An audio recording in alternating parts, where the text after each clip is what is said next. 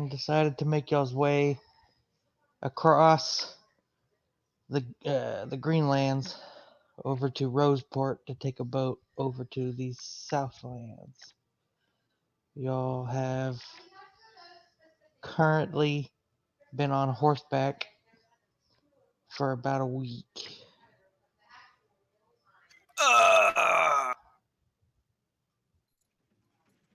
My balls.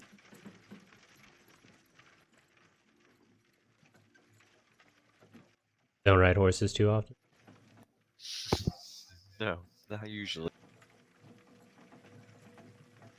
Wait, where do we head again? We headed down to that resort, right? South? Yeah. Or did we decide on Shadow? Either way, you are going to Roseport to take a boat over to the Southlands because they're both in the Southlands. What's the day look like? Is it sunny outside? Right now, yeah, y'all rode through the last night, being close to your destination, and the sun's coming up. It's about 7 in the morning right now. Ah, Uncle, I can't wait to see you in action with your new style of weapon. Who? Uncle O. You got a new style? Change should make things interesting. Hey, change? Chain. Gonna hold up the sword by the chain. Oh.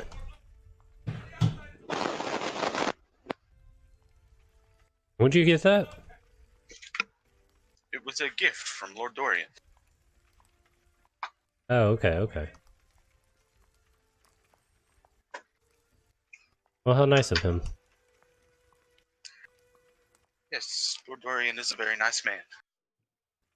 Begin to play my flute. Are we heading to the closest town? Very. I mean, unless y'all want to get breakfast. Yeah. I'm sure we can get some good tavern food before we set sail. Alright, well. I'll be right behind y'all. I start to clean out my flute. I'll get everything and put it on my horse. Get ready to ride out. Oh, look at the ships. Well, so you all coming in, and one of the main things you'll notice about this town, as you know, is that the roads are paved, cobblestone paved, and there's a bunch of buildings. Like I said, the end of the last session, you can see the top lining of a lot of different like forts and castles that kind of surround the actual town of Roseport, where a lot of noble lords come and make and stay and treat themselves to a nice little resort. But this is where y'all are at. What would y'all like to do first? Let's get some food. Yes. I'm gonna memorize my surroundings so I can make a And rough we'll look sketch for of the place. Oh. a nice inn to rest after our long Yeah. travels. Okay, go ahead and whoever's leading the group make a investigation. Oh, who's leading the group then? I'm gonna memorize my surroundings and the way everything's built so I can make a rough sketch later. Okay, so y'all enter through the town's main entrance, and y'all come down a hill curved of the road, and along the main road, which is flush next to the ocean and the docks. And you can see a lot of large ships sit in the docks and there's a lot of foot traffic moving from ship to the outlining buildings. But along one of these larger ones, about right there, I don't know what that was, but right there has is the large inn right there. So y'all make y'all's way up there.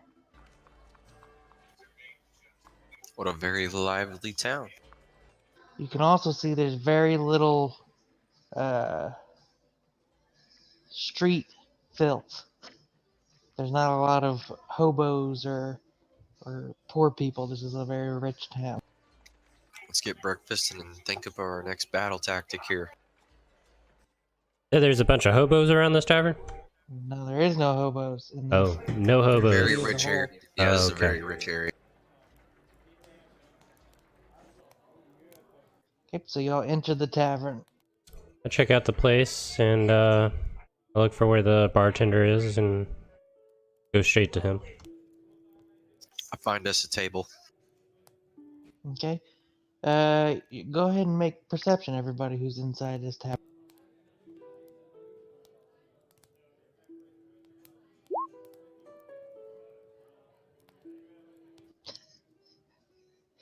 Okay.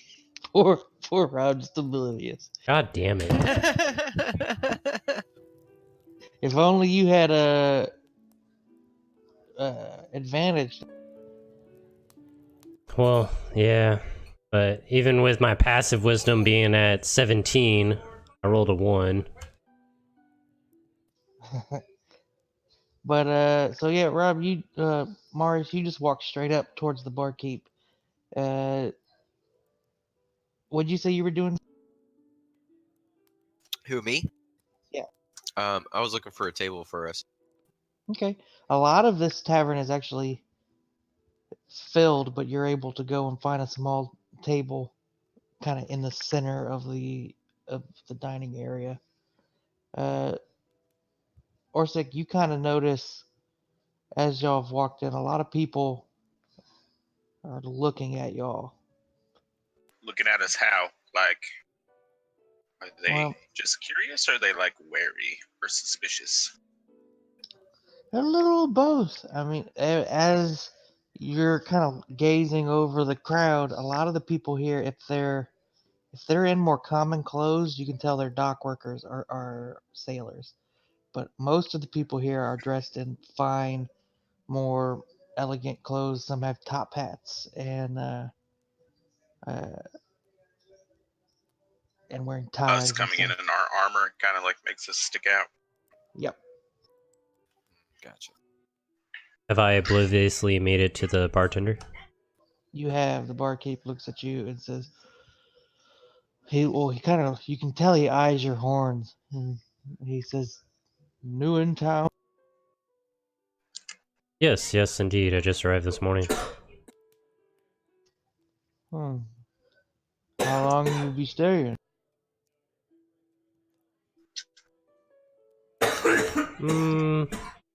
Maybe a night or two. I mean, we're hoping to get a ship to go over to the next land.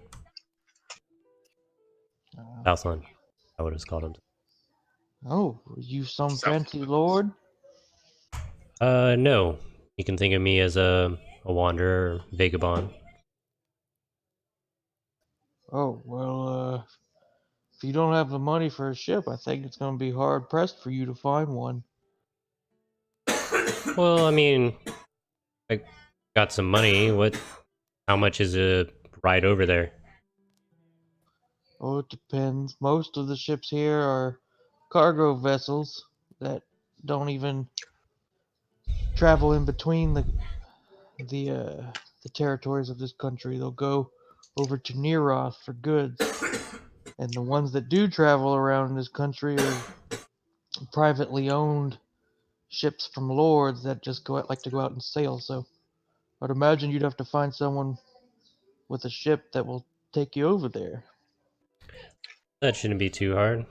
Usually luck is on my side. He laughs a little bit. So what kind of work you in? A little bit of this, a little bit of that, but you know, I'm passionate about being an archaeologist. I tend to want to investigate civilizations that are hundreds of years old. Find a lot of answers with the past.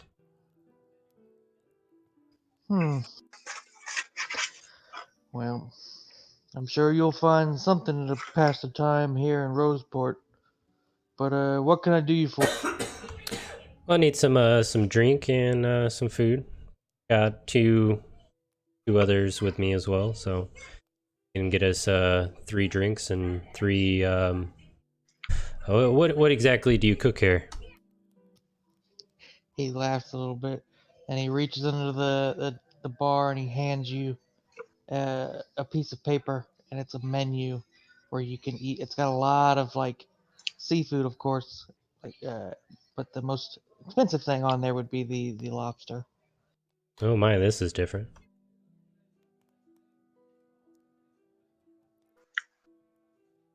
The He's strange also thing on there is what? the most expensive thing on there is lobster, but then there's Oh, like octopus and trout and catfish. A lot of it is seafood. And then he hands you a drink menu which has ale and everything here is expensive, like it would be at a resort.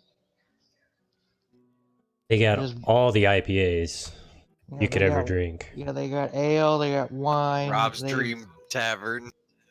they've got they've got the vodka and the whiskey. Okay, well, I'm not used to this amazing selection.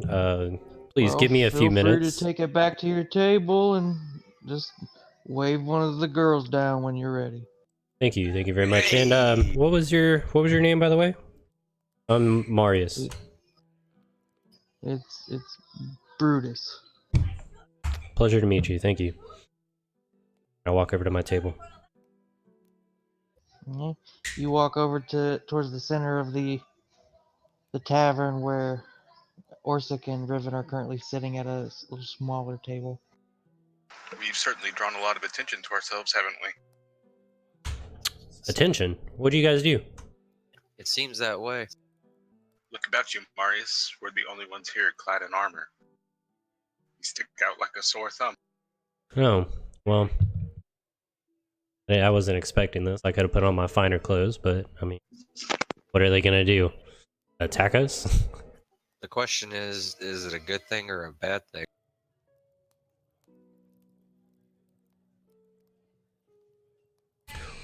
Well, have y'all been around a lot of Definitely be rich cautious, people? regardless. We should be cautious. I agree, Uncle. God, you guys are been out of shape. Just come on. Here, look, there's a menu. There's a lot to drink and eat here. Never had this seafood before, but, you know, looks like they specialize. Marius, we're in unknown territory, man. Let's be cautious about ourselves. I mean, always keep your eye open, but shit, these people really can't do anything. Look, they just look like they're here to have a good Is that time. fucking lobster? Yeah. Yeah, they have that here. Oh, well, we could trust lobster. How much is a lobster? It's 100 gold. No. I will not be cheapest trying thing that. on there is probably the catfish, which is about 25 gold. Well, I'm gonna be trying the catfish. I want the lobster. I got 100 gold to give. Okay, well, you gonna wave down a waitress? Hell yeah.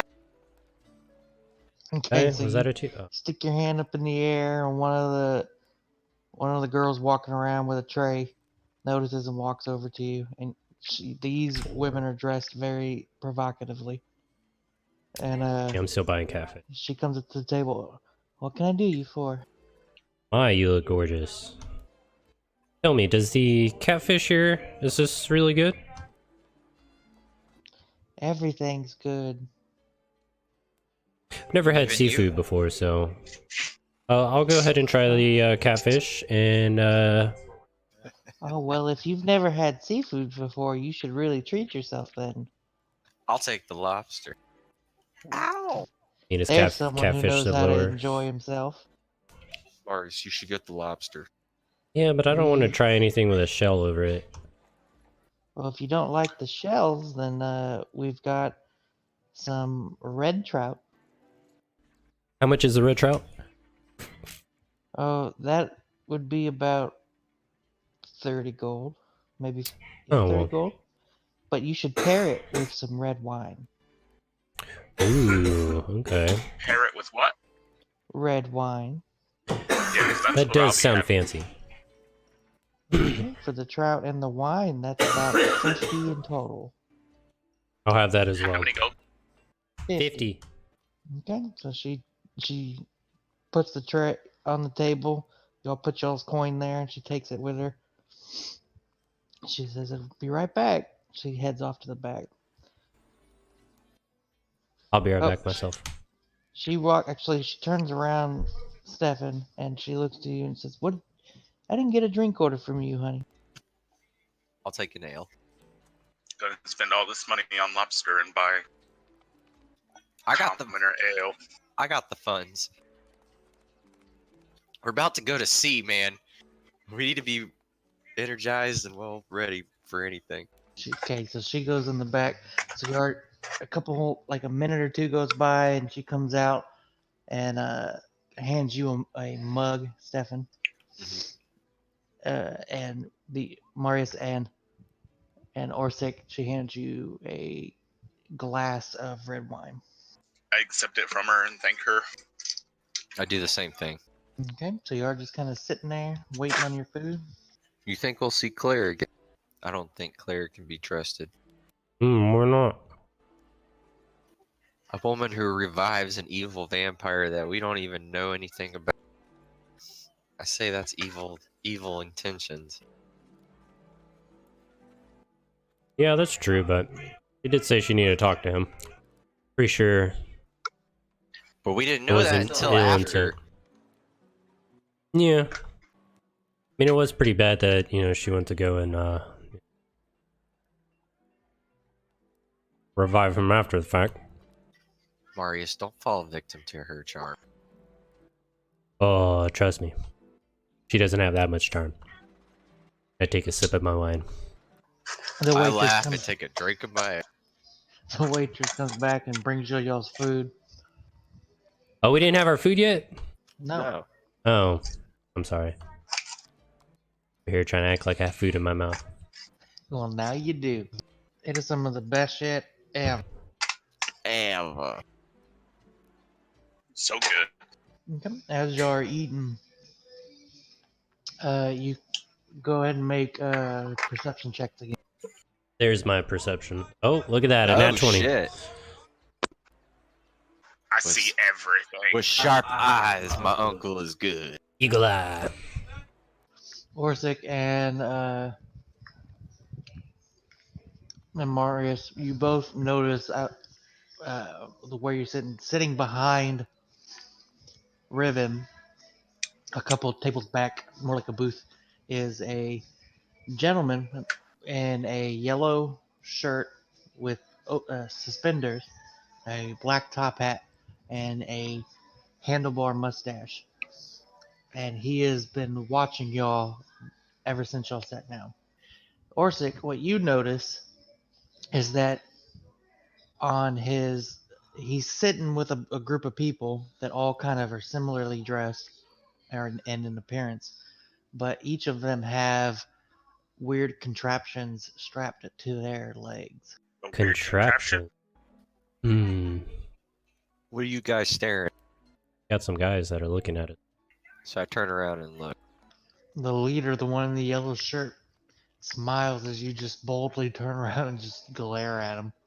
And he whispers over to one of his other ones, and they let him out of the booth, and he walks over to the table, and he grabs a chair from another table and sits on it at your table, and he says, "Well, it seems that we've both caught each other's attention. It would seem that way. Please grab a chair and sit down. I think I just will then." He laughs a little bit, kind of leans forward on the table, elbows on the table, and he looks at y'all and goes, "So, y'all don't look like y'all are from around these parts." We're not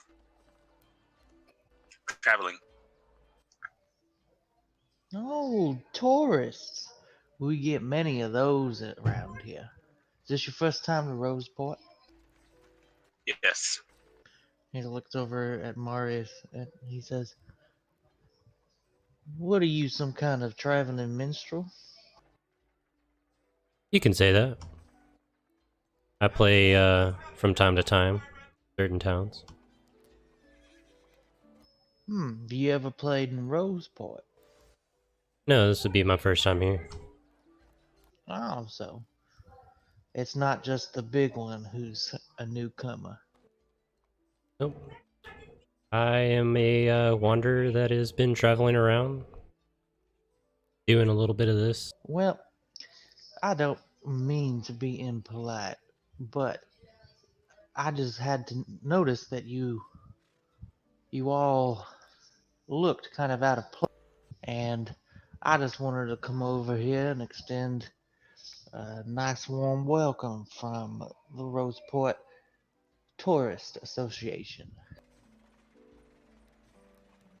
Tourist Association.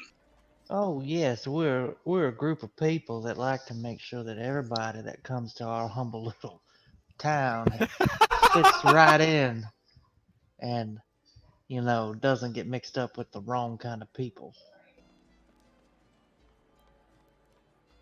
I'm sorry, mixed up with the what? The wrong kind of people. And he It, reaches over and he actually grabs some of Marius's fish and puts it in his mouth. Ooh. I'm mad now. Ooh, I can't help you there, but So in a town such as this, what would be the wrong kind of people? Well, my purple friend, there's a lot of money and goods flowing through these streets, especially with that big old fancy dock outside. So there tends to be quite the number of cutthroats, smugglers, this and nigga just murderers. ate my friend's fish. I'm about to whoop his ass. It's not. He didn't eat like the whole fucking piece. I don't give a fuck. Okay, go ahead. Go ahead and do a deception roll, Stefan. I want to Okay. see how well you're hiding. I'm gonna kill him. I got advantage. He looks over at you and he smiles a little smile. Oh, I'm sorry. I thought this was for the table. Yeah, no. Well, Paid money. apologies, my friend.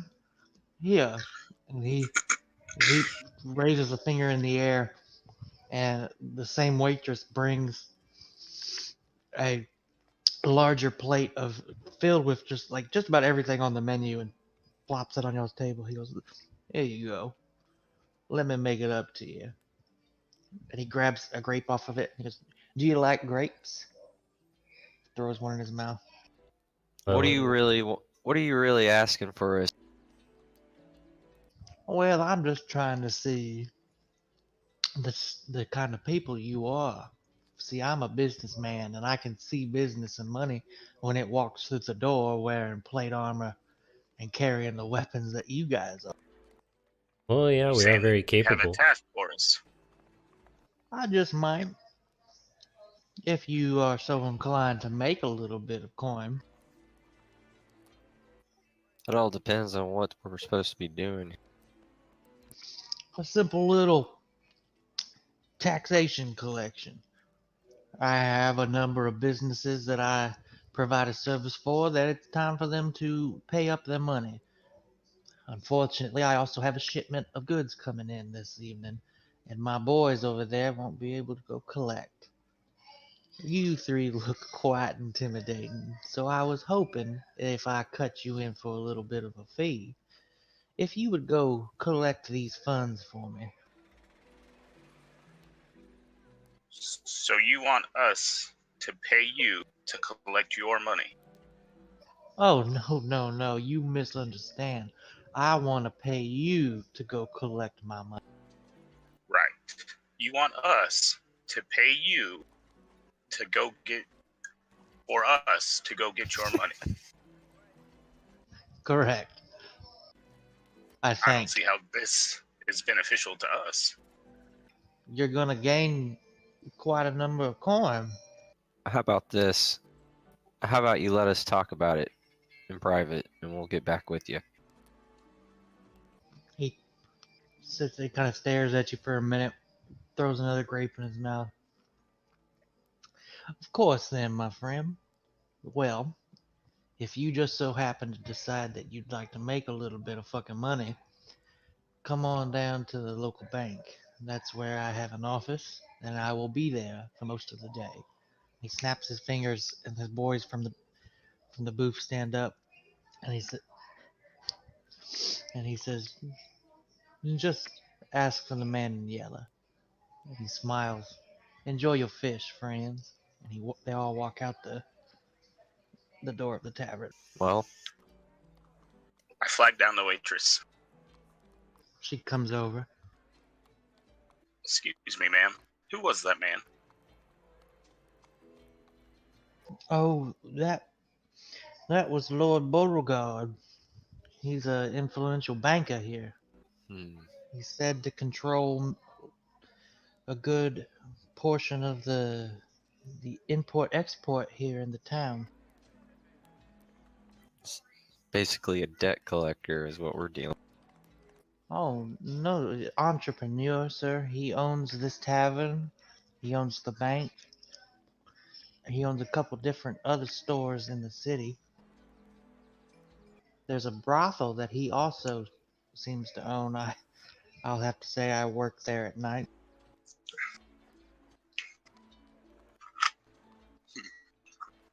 Thank you, ma'am.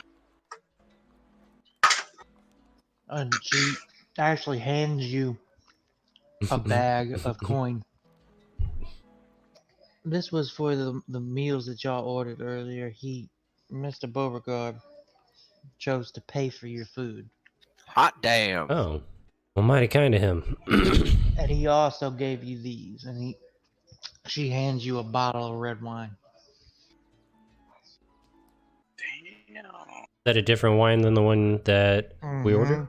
You look at the name and you correlate it to the menu. This bottle would total up to 1,000 gold.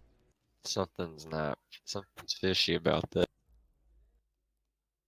Nothing wrong with accepting generous gifts. Well, if the man has influence with the import-export business, perhaps he could procure us a ship so that we might make it to the Southlands. It's a very good idea, Uncle. Let's try to get out of here as quick as we can. Yeah, I'm quite full. And how about we also get a ship, maybe some information on some, like whatever town we're going to find the orb. Maybe we can get some information on that town. Brutus, the barkeep, walks up to the table and he says, "So, how you liking the food?" It was very well.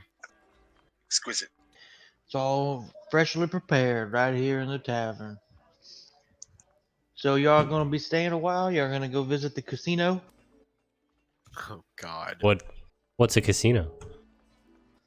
"Oh, I forgot you're not from these parts."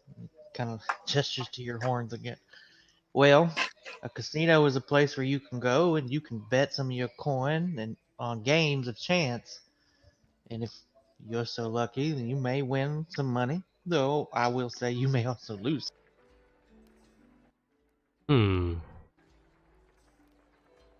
Might have to check it out. Games sound a little fun. About the losing money part, but gaining money is also has its benefits. Well, it can be quite addicting for him. Well, where'd you say it was located? Go out this door and take a left and go up to Main Street. It's on the largest hill. Big gold building. You can't miss it. Sure, check it out then. Thank you, sir. Could you also tell us, please, how to get to Lord Beauregard's banking establishment? Well, the Roseport Bank, if you go out the door and you take a right, and then your immediate next right Go down 4 blocks, and it's the big stone building. Thank you, sir. And I'll tip him 2 gold coins. And he says, no can do. Mr. Beauregard said not to. Your money is no good here. My thanks. He nods his head and walks back to the bar. My character feels very goddamn suspicious. I can't wait to try this wine. I do. But I will stick with the group, and I will go wherever we need to go. Marius, do you want to go to the casino? It sounds fun. We have time. Let's stop there, and maybe we'll go stop and talk to Beauregard. Yes. He wanted us to rough some people up is what was going on? Pretty much, Marius. That's profiling. That's hardcore profiling. Racist. I mean, I wasn't paying attention. I was enjoying a new experience. Well, I mean, if he wants us to go and get money or something like that, I mean, we don't have to do it his way. Let's try to do this peacefully with it. Yeah. Main focus is just trying to procure a ship. That's correct. I say we go check out the casino, and we'll head that way. So y'all get up, make y'all's way out the door. Yeah, See. I'll put that big old bottle of fancy wine in my backpack. Okay. So as y'all walk out the door, Orsik, I need you to make another perception. I guess, Jeremy. I guess. Talking shit. Okay, yeah, you don't notice this. So y'all walk out the... My passive is 13. Does that make a difference? Oh, no, yeah, you can use it if you want. Does it help me notice things? It helps you notice this large man in almost white gold armor. White gold, A damn. couple, like a block or two down the main street from where y'all came in. He's carrying a long, heavy war axe, and he's got long black hair that is draped over the side, the neck piece of his armor, and he looks very pale with sunken in eyes, and he looks like he likes to fight. You know him as Cassius. See a Knight Paragon? Mm-hmm. He's looking for me. And he's currently speaking to a couple people, Oh shit. and you can see he has a piece of parchment which looks to be a wanted poster. Uh-huh. Oh my god. We don't know about this, do we? Nope. Oh So man. if you're gonna go to the bank, you would be going his direction. If you go towards the casino, you're going away from it. Well, I think Rob and Stefan said they wanted to go to the casino, so I think we're headed that way. Okay. So you're making those walk up to the casino. Do y'all want to talk or anything, or you want to just go straight to the casino? Uncle O, you looked a little shocked. It's nothing to concern ourselves with just yet. Just yet? Are you sure? There may be problems in the near future, but for now, we'll just carry on. Okay. Walking to the casino. Okay, so y'all make y'all's way up the larger hill, and you can see almost completely solid gold castle-like structure as you enter the casino. That has a lot of people that are more in, that are pretty much in like noble, refined clothing, and you can tell that the people that are watching the door aren't happy that you're not wearing the same clothing. But you make your way in, and you can see a open floor of booths and tables where people are playing with cards and dice and a roulette wheel. And you can see in the far back where there are people that are betting on fist fights. You can also see a number of guards. See a what? Say that last part, Jeremy. I'm sorry. A number of guards Oh, okay. just standing watch over everything. This whole place gives me an unsettling feeling. Well, it was your idea to come here, Rivet. This was really Marius's idea. Just wanted to keep him entertained. Sorry, I'm reheating cheese.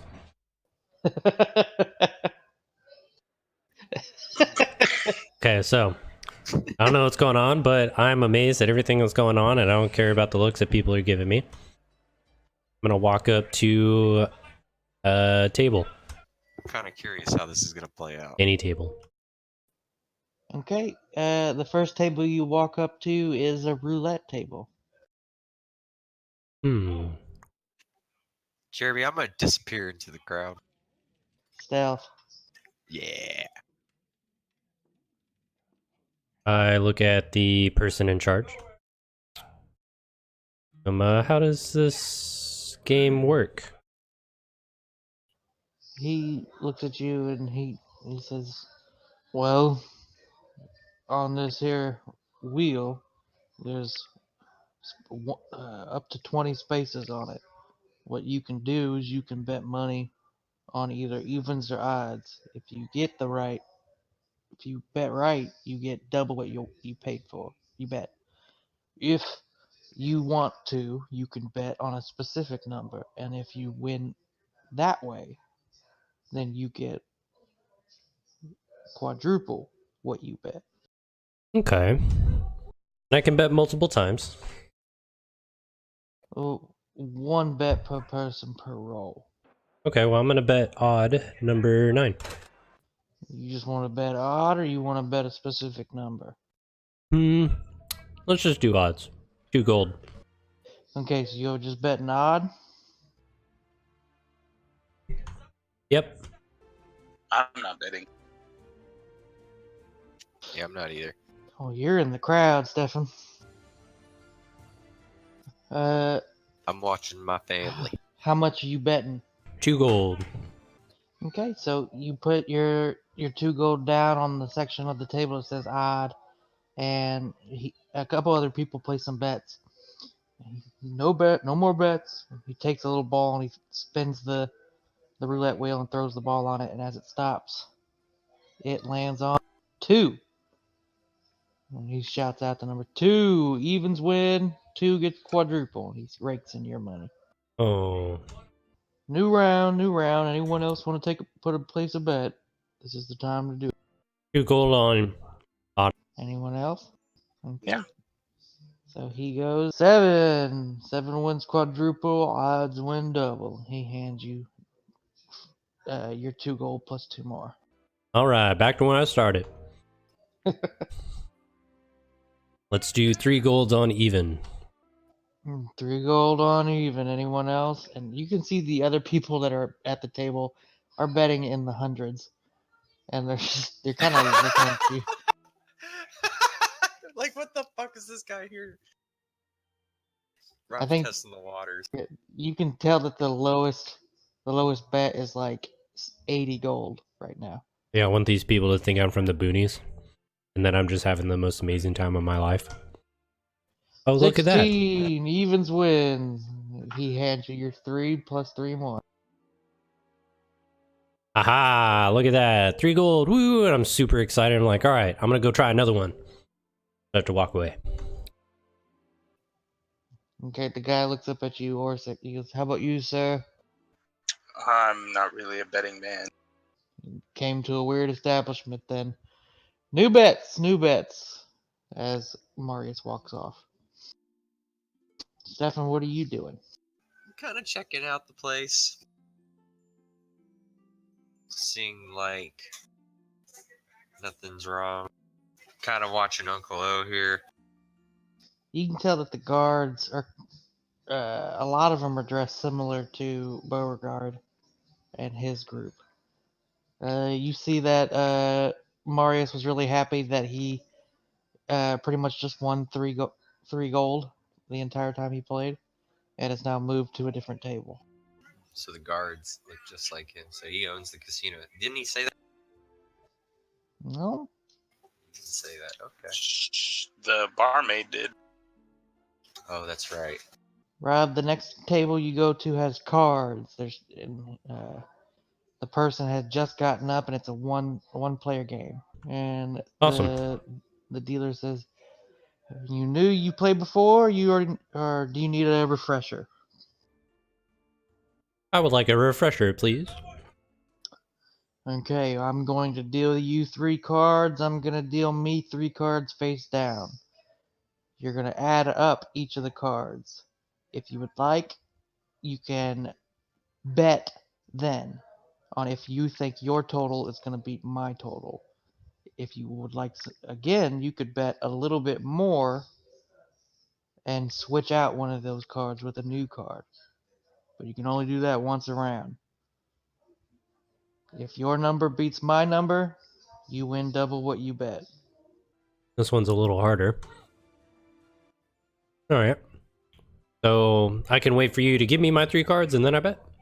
Oh. No, you go ahead and roll. So just do /roll 3d6. The dealer hands you 3 cards face up and 3 face down for him. He says, "Looks like you've got an 8." Okay, now you can either bet uh, now, or you can withdraw for free. If you withdraw for free, you have to leave the table. No, don't want to do that, so I'm gonna go ahead and bet 3 gold.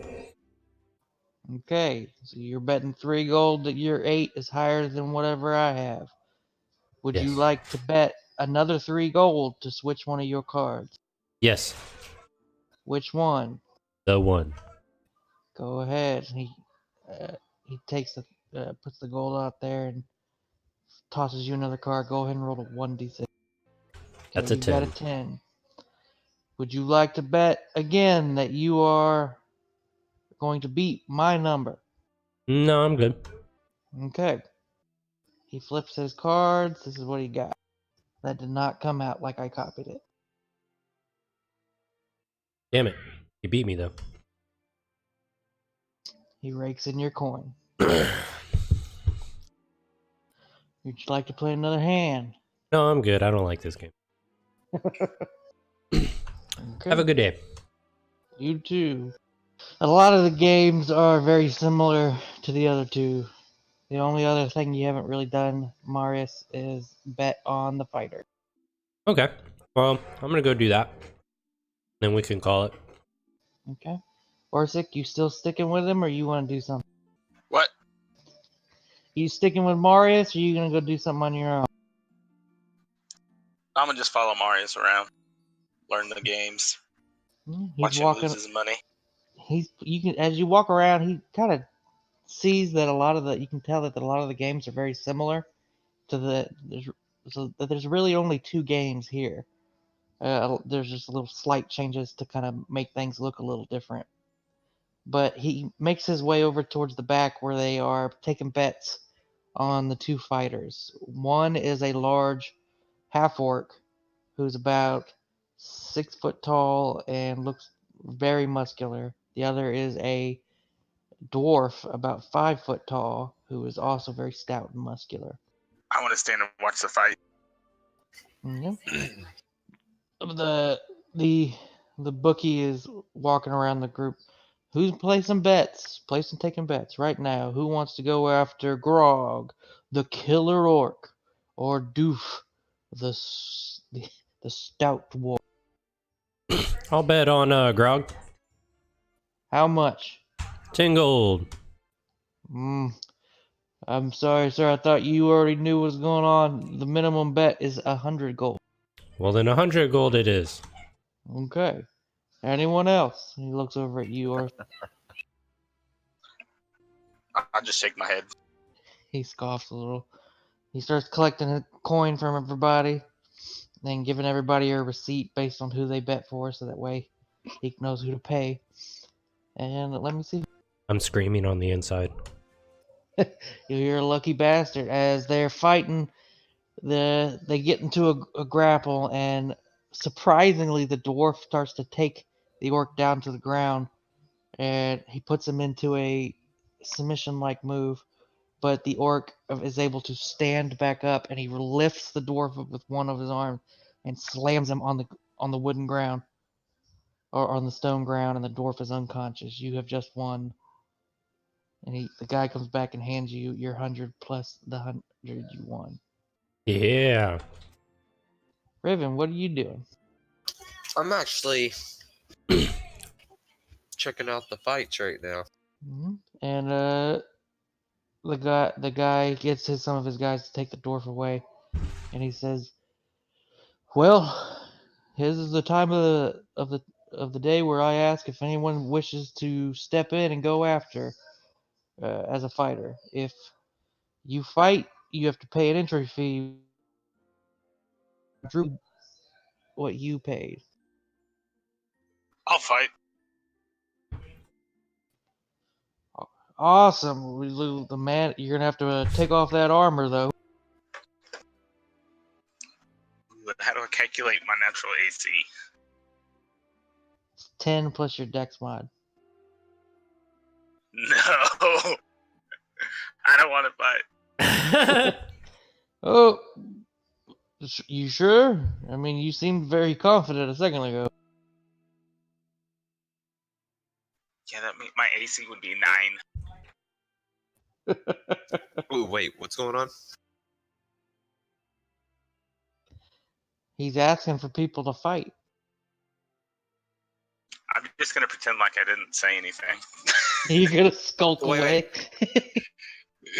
Wait, what's... Okay, did you just say you were gonna fight, Spike? Yeah, I'm not gonna fight. Not after he realized what his AC would be without his armor. Yeah, my AC without armor would be 9. My dex mod is a -1. Why couldn't it be 10 plus your strength mod?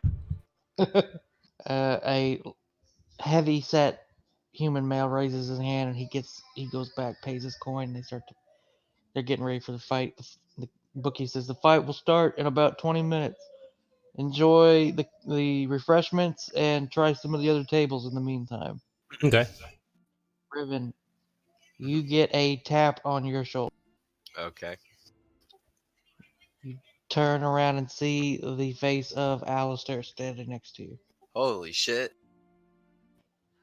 Alistair, I didn't know you like to partake in these kinds of places. you know I don't like to, Alistair. So what are you doing here? I'm kind of taking a step back. I don't feel really easy with this place. What is that? I feel like the person that runs this place is not someone I can... Who, Beauregard? Yeah. Oh, he's okay. He's just a little more bark than bite. Also, Alistair, what are the contraptions on their legs of all the men he... Oh, you noticed those, huh? I did. Well, they're one of my inventions. I call it a firearm. So what, they just pull it out and shoot with it? Well, try and picture this, yes. Like a crossbow, you would aim it, but when you pull the little mechanism, a hot projectile shoots forward, hitting somebody like a fireball. Oh my god, I think I know what's going on. Alistair, why haven't you shown me this contraption? You seem to be a little more into your daggers. Right. But a pistol wouldn't be bad here or there. Pistol. I like that word. I don't know, it just came to my mind. Orsik and Marius, go ahead and do perceptions again. I was changing batteries. Do a perception. Okay. So you both, as the crowd around the fight starts to clear, you both look over and you can see Riven speaking to Alistair. I head over there. I'll head over there too. He looks up as y'all walk up, and you see the two half elves kind of share a laugh. Alistair puts his hand on Riven's shoulder, and he looks up and sees y'all. Marius, it's been a long time. I haven't seen you since I left y'all in Purgatory. He looks, Yep. he looks over at Orsik. Knight Paragon, how are you? Alistair, I'm well. And yourself? A little better off than you, I think.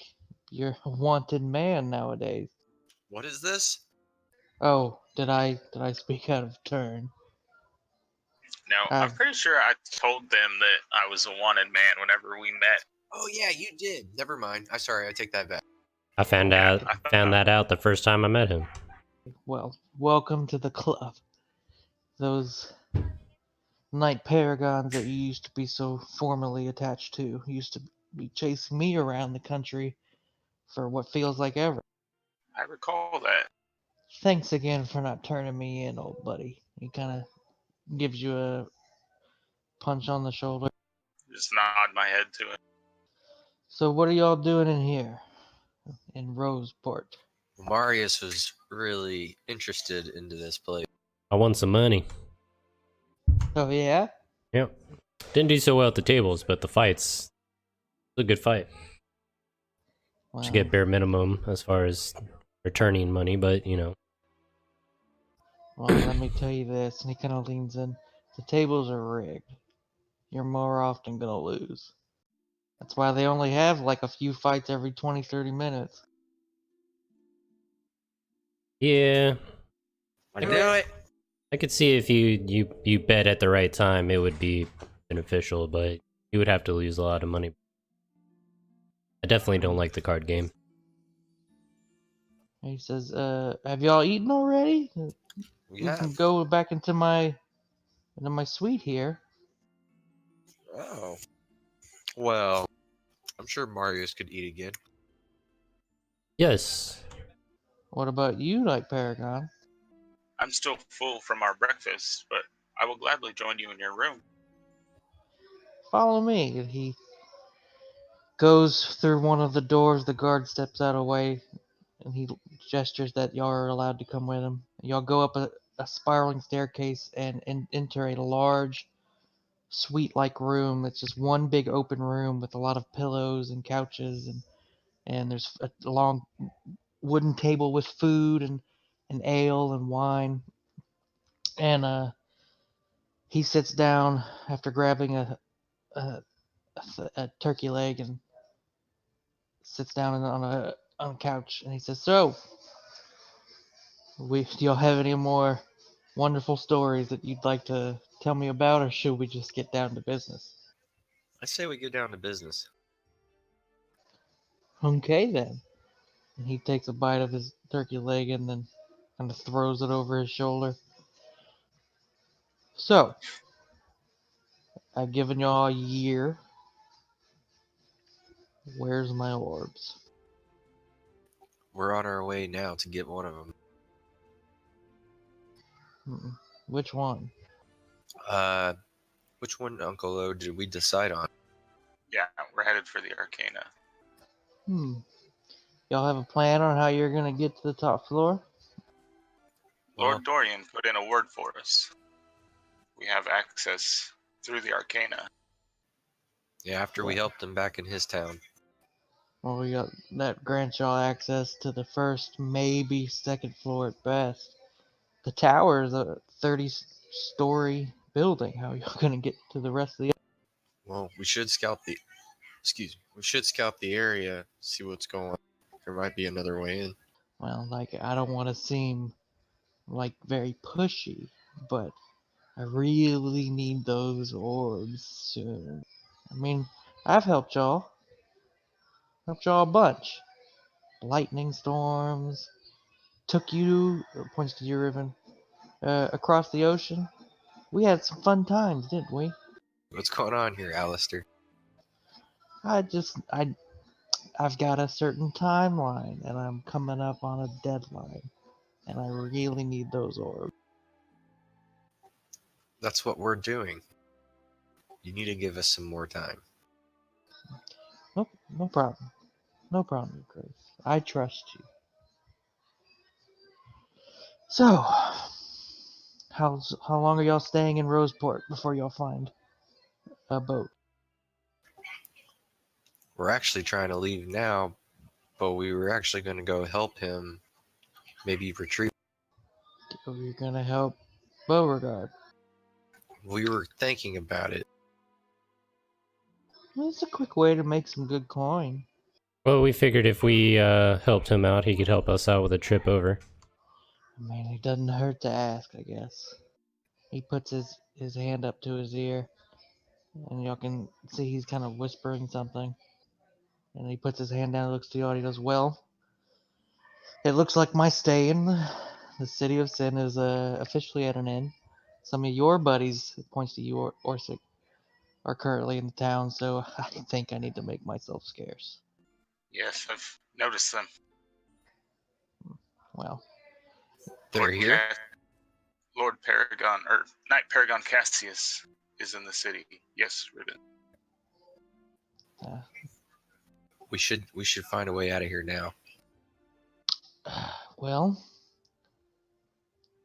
good luck. I'm heading back to King's Seat. I've got a couple errands I have to run. Feel free to Except keep not get in dangerous to be contact in with. King's Seat. Oh, for me, no. Some would say I own that town. Bum bum bum. Well, feel free to use my quarters up here as much as you want. I pay year round for this specific suite to stay available. He claps his hands, and from another door in the room come 6 women, and scantily clad with their tits out. 2 of them each kind of go on each of your arms. Have a little fun. Make sure to protect yourselves. And get in contact with me when you get that first orb. Goodbye. He Yes, teleports sir. away. Hell no. I pushed these women off me. I'm saving myself for that dead monk's daughter. Pretty much. No. No, I'm pissed about something else. Well, I hello, might- girls. And I Is storm everyone out of the sitting on me? casino. Yeah, there are 2 on you. I storm No, out I of the pushed them off casino. of me too. Okay. Well, all 6 start moving over to Mary's. Ooh-wee, alright. Well, if y'all don't want to, yeah, no, I'll be here. For a little Start bit. to undress you. So y'all 2 gonna leave while he stays there? Yeah, Okay, so y'all start walking out of the I'm casino. mad. Marius, you're in the awesome 7 way. Yeah, orgy. Okay, so Orsik and Too mad to get a Riven, boner. you are walking. You're walking out. Yeah, I'm trying to catch up with Ribbon because I'm pretty sure he's mad at me. You catch up to Riven, y'all just exited the casino. Ribbon, wait. I feel wrong about this, about Alistair, about all of it. About Alistair. I Yeah, thought you trusted him.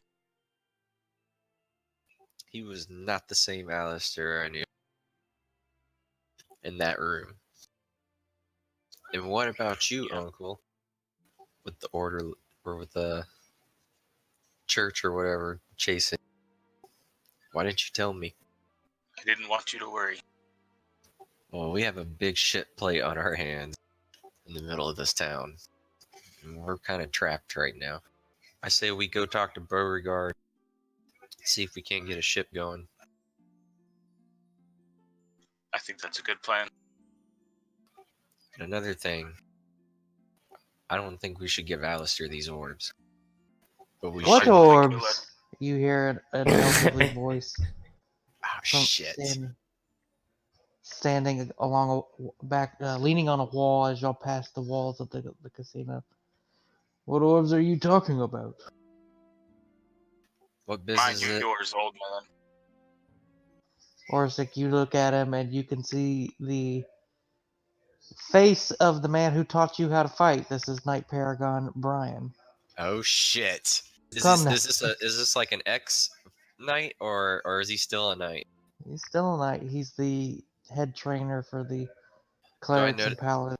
Do I notice, like, with his outfit that he's a knight? You can tell he's definitely a skilled fighter. He's not wearing plate armor like the other knights do. He kind of wears more of like a a long blue coat with armor that guards his shoulders and his vital area. He looks at yours. Is that really any way you're going to speak to an old friend? I look at him dead face and just say, "Are you still a friend?" Perhaps. Depends on the outcome of this conversation, I suppose. I'm real cautious about this. I'm staring him down hard. He looks over at Riven. You look familiar, young man. Have we met before? Nah, never. Well, Orsik, do you want to take a walk and have a conversation? Or are we just going to do this horrible deed now? I suppose I could spare a few words for you.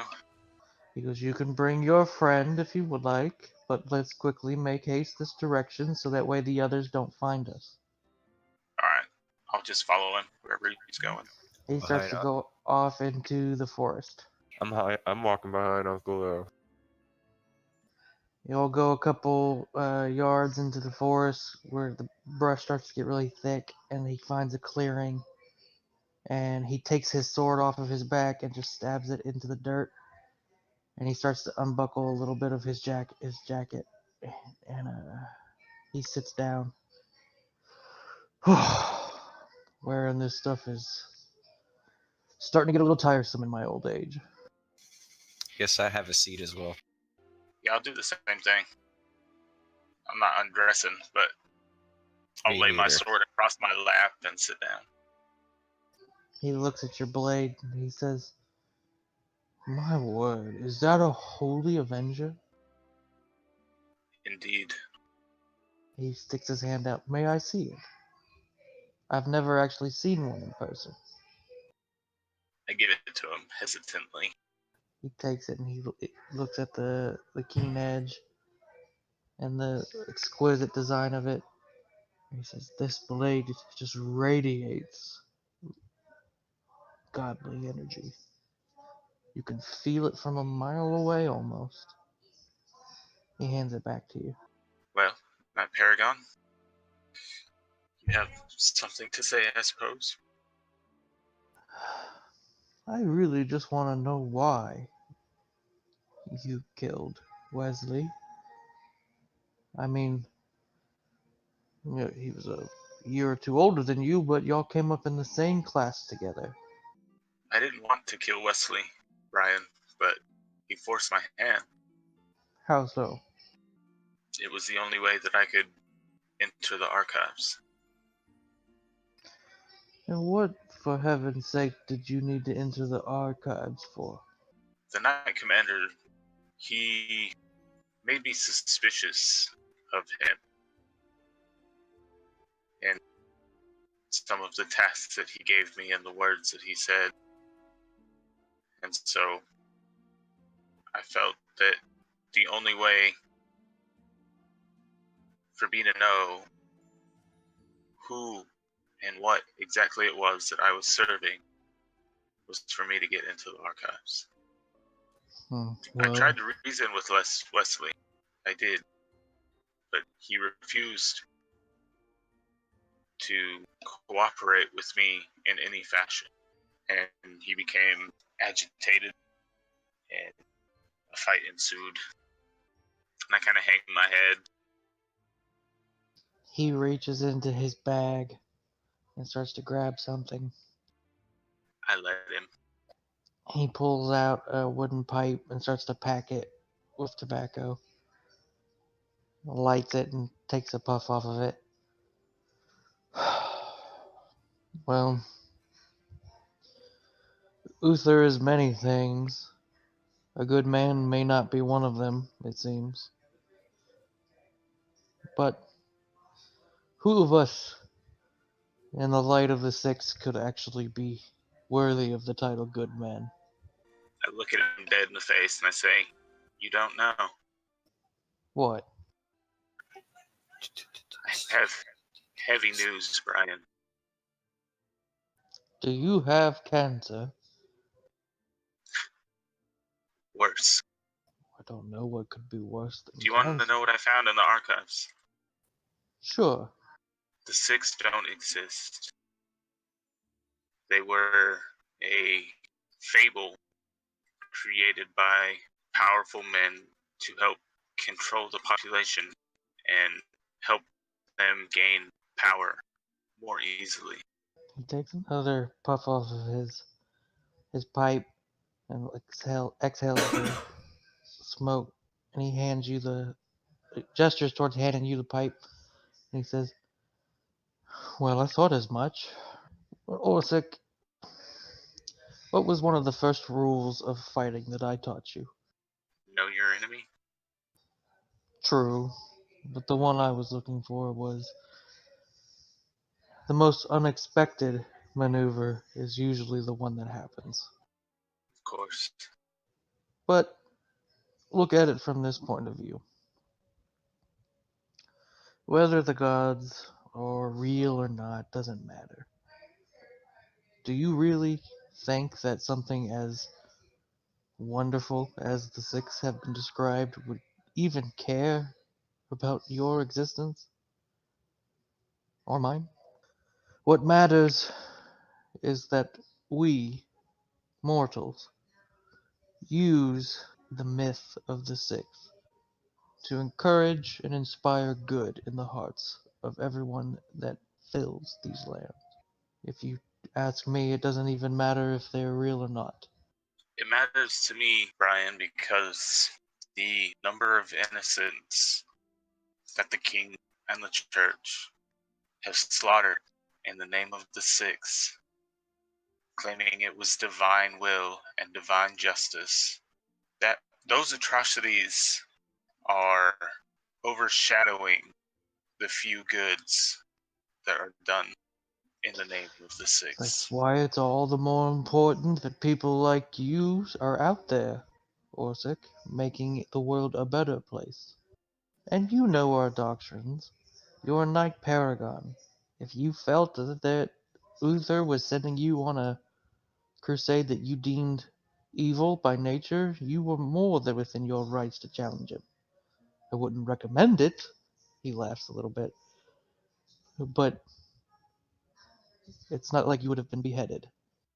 I feel like challenging the crown would have gotten me exactly that, and I kind of chuckled to myself. He laughs again. Do you mean with that Valerian boy? He points over at Riven. Ah, so you do know who I am. Oh, son. I'm old enough where I knew your father. I had a feeling you knew. You look just like him, if I do say so. Viserys was a complicated man, loved his women, but he was a good king. Much better than the one we have now, at least. I don't know too much about him. I've only heard stories and history. Well, what would you like to know? Not very much about him. I don't need to know. I'm here to take the throne myself. So you want the throne, but you don't want to learn anything about the man who held it before you. I'm gonna take it in my own hands because I have my own visions. Hmm.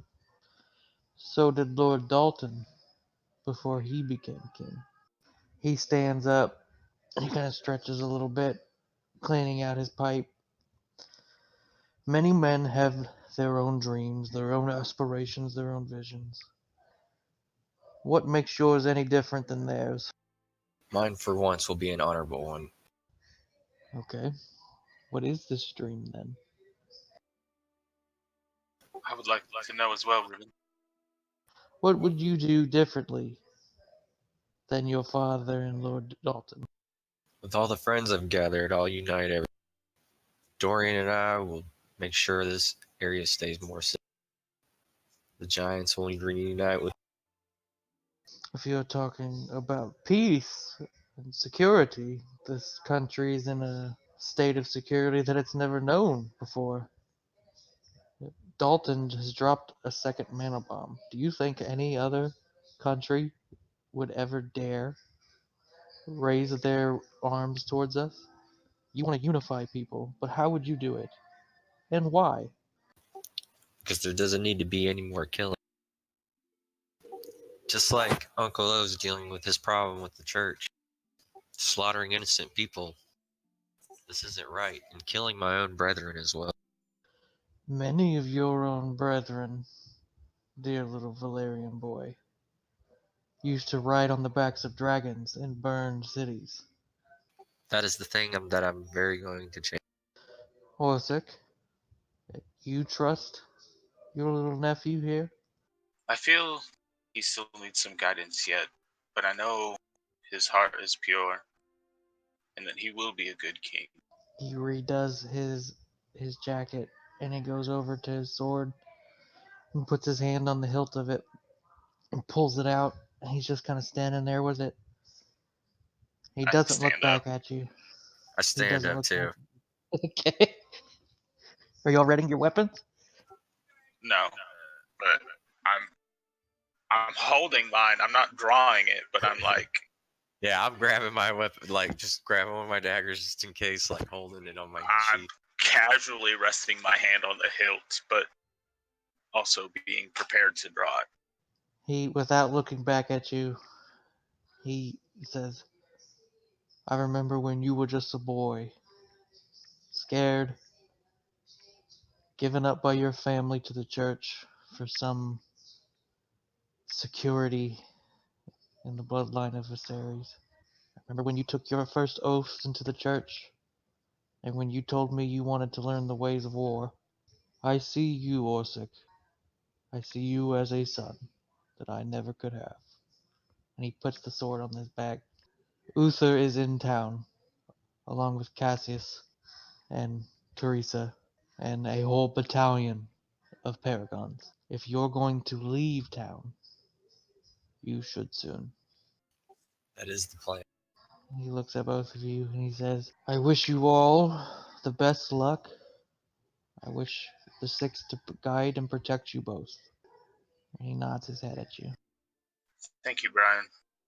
And Orsik, I hope you find what you're looking for. As do I. He turns and he walks off into the brush, out of sight. Sure, we can trust him. Yes. I feel like hopefully he doesn't tell the others where we're at. He won't. Cut to Marius. Marius, you awaken some 30 to 40 minutes later. Nude. All the girls are gone. Wait, so did I spend the night there, or did I just pass out from exhaustion? You passed out from exhaustion. You just had to please fucking 6 women. Yep. Wait, was his gold stolen? Is that what you said? Oh, he's just nude. But you can take a Oh. look. I mean, if those bitches that Alistair gave us did anything to my shit, then I'm gonna have to very strong word with Alistair. He'll pay me back, but yes, I gather all my shit. Is there anything missing, I guess? A little bit. There's a note in your coin purse, and there's about maybe 100 gold gone, and it says, "This is what we're worth." They're prostitutes. They took their fee. Alistair should have paid them up. I guess I will have to make note of that. I pull out my ink and paper. He's writing Alistair. writing an angry letter in the buff. Nope, it's just a massive IOU. 100 gold. You're writing an IOU to Alistair, or you're writing that Alistair owes you? He owes me. I write on there the 6 bitches. The 6 bitches. So you, after that, I take it you get dressed and you make your way out of the casino. Okay. At this point, when you come out of the casino, you can see to your left, coming out of the tree line, is Orsik and Riv. Marius, Hey, how you guys doing? we should leave now. We need to go talk to Beauregard. Okay. I mean, don't we have to do the job for him before we can try and talk to him about a boat? We have to talk to him first. Right. I mean, you guys are wanting to get out of here pretty quickly. Something happened? Let's go talk to him and find out who we got to go talk to owe him. Okay, Mr. No Information. Let's go. No information. We all don't have. Do you have information? No, that's why I asked you. Okay. Well, we all. I don't mean, have I guess we're all in a big hurry. Kind of did a lot I wanted to do. I'm glad you enjoyed yourself, Marius. I did, and I get out my lyre. Let's get our head in the game. Let's go talk to Burger. We're going. I sing y'all, I sing merrily along the way. okay, so y'all make y'all's way over towards the bank. You enter the bank, and one of the guards takes you upstairs to the office. Sitting behind a desk is the yellow-clad Beauregard. God, his voice. What's wrong with his voice? So country. He sees you and he goes, "Welcome, welcome, my friends, compatriots. It seems that you've decided to do me this favor." Yes. Excellent, excellent. He stands up and he walks over to y'all and he says, "So, before we do this, what are y'all looking to get paid?" We're actually hoping you could provide us with a ship. Provide you with a ship. You want to be paid in a boat. Well, A ride on one. maybe a ride on one. That would even be good. Oh, that's talking a little more sensible now. We need Yeah, I think I could do that. to get to the Southlands, and I hope you can help us with that. Oh, I can help you with just about anything you want. But And we have ourselves a deal. Hmm, let's see. You're gonna need to collect money from 3 people in town. You can use any means necessary. And quite honestly, I don't even really care if you get the money. I just want you to make sure that they're aware of the severity of not paying me on time next time. That won't be a problem. Excellent. Okay. And he goes over to his desk and he grabs a piece of paper and he hands it to you, and it's got 3 names. The first name on there is a Donald Blakeson. He is a sailor down at the docks. He's just recently in town after being on voyage for nearly a year. He owes me the sum of 4,000 gold. That's a hefty sum. Yes, I've been quite uh, friendly with him on his placing bets in my casino. He's not very lucky. The second name on there is a apothecary named Agnes. You can find the old bitch a couple blocks down the road. She owes me the sum of 1,000 gold. And the final name on this list is a gentleman that has recently been seen in town. Goes by the name of Cassius. Cassius. You are familiar, I see. Knight Paragon Cassius. I don't care too much for titles, but he does wear quite fancy armor. How much does he Can owe? He owes a sum of 800 gold. And then you need to give him this, and he hands you a sack. I inquire to the purpose of his loan? It's not so much as a loan as it is he's purchasing this whatever's in that bag from me. Uh-huh. Do all that, bring me the gold, and we'll get you on that boat. You got it. I think we can handle this. Excellent. And he goes and he sits down at his desk. He lights up a cigar.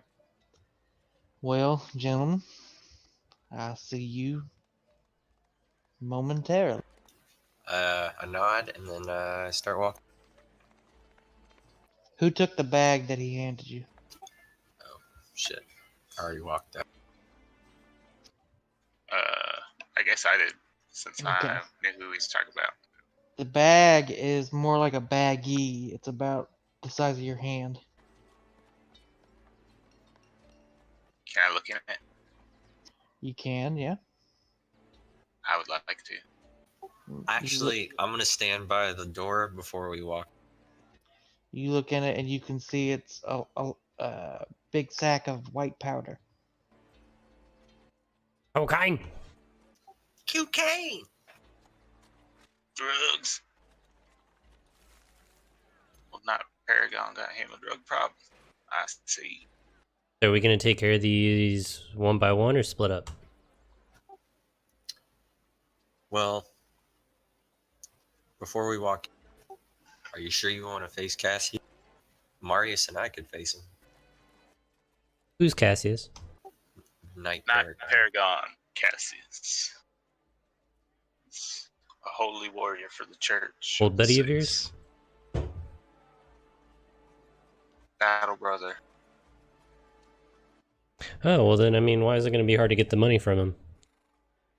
Unless, well, I Because guess he's mainly because you're wanted. wanted. Correct. He's Well, we one. can get him alone. I mean, he doesn't necessarily have to get you if he's not seen in public. I think I can handle Cassius. Fair enough, then. I'll stay behind and keep an eye just in case there's something happens. For now, let's take care of the easier ones first. Alright. So we just gotta intimidate these people? Maybe not rough them up, but Let's try to be peaceful about it, though. okay. Besides, and I hit Uncle O on the back, we got a big, strong man right. Show us your scary face. Give us your war cry. As we both smart. As I stare straight at Orsik, I want to see your war face. You don't scare me. Work on how much you can scare me. I just look at him out of the corner of my eye, and I just keep walking. Really, Uncle O? You're gonna be like that? As I just walk behind him. Marius, you coming? I suppose. I believe Marius has already come. Gross. Huzzah! Jazzy. Okay, who y'all going to first? Oh, lady, Agnes. Agnes, yeah. Okay, so y'all make y'all's way over to the apothecary. Y'all enter through, and you can smell the fresh smell of flowers and herbs and Drugs. good drugs. Good drugs. And you can see an old woman standing by a pot and a stove, and she turns to look at y'all. Lady Agnes. Oh, dearie, you can stop that lady stuff. Agnes is fine. How can I help you? Unfortunately, Agnes, we are here. We were sent here by Lord Beauregard. Lord Beauregard has sent us. Lord, that man's more of a ruffian than a lord, but you three nice gentlemen can't be here to work for him. Unfortunately, we do work for him at this moment. But I'm sorry, man. We're here to collect Temporary your debt. contract. Well, what is it that the old doof wants? We're here for Neither was 1,000 gold pieces. You say that so casually. Sorry, ma'am. This is just a business. Well, speaking of business, my business has not been so kind. I don't have 1,000 gold pieces to give at the moment. Of course you don't. Of course you don't. We're outside. No, you're in her building. We're in her building. Yeah. What's around the area? Like inside, Yeah. it's a couple shelves full of that's got some herbs and ingredients for potions and stuff, and just got a counter with a register. There's glass that makes up the windows of the front and two sides of the building. Okay, hold on How one second. many gold pieces is it that you do have, Agnes? No. I have heat I metal. have about 200 saved, but if I give him that, I won't have anything to feed myself What are we doing? What are you talking about? got you. or pay my rent. Ma'am, listen. We're really in a hurry to be somewhere. My friend Marius here, he loves to break stuff. And it would be very sad to see this nice home get wrecked. Are you threatening me, you young piece of shit? Well, man, I mean, I can't think of another term for it, so yes.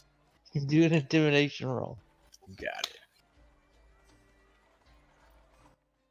Can I use my thaumaturgy? Hey, oh man, I got 9. Oh. What would you like to do, Rob? I was gonna try an intimidator. I wanted to use thaumaturgy though to change the appearance of my eyes to look more red, menacing. Go ahead.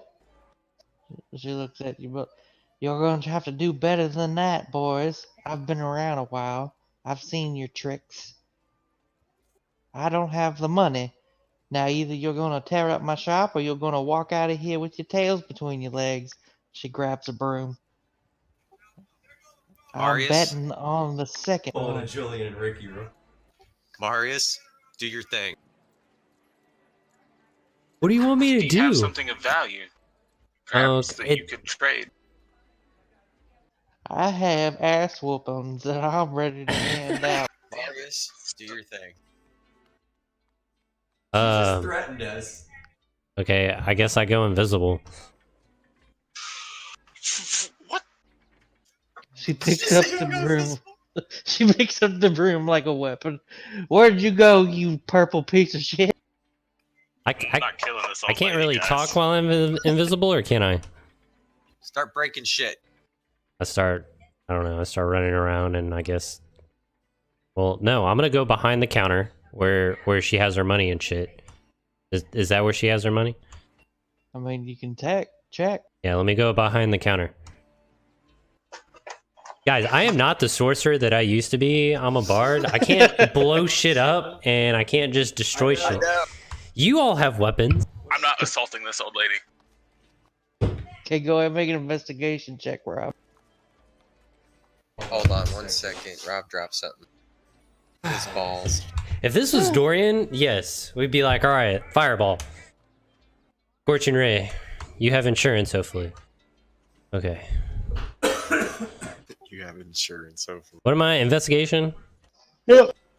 Boom, 20. Yep, the register opens. You can see about 200 gold in there. As Like- the register opens, she starts hitting you in the back, breaking your invisibility with that broom. It's very annoying. I grab that. It's very annoying. You put that damn gold back before I start shouting for the guards.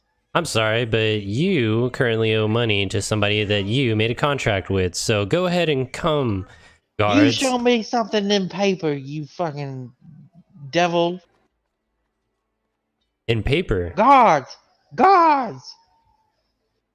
I I'm being robbed. I quickly cover her mouth with my hand. I try to pull her into the back room. Okay, go ahead and do a dexterity check.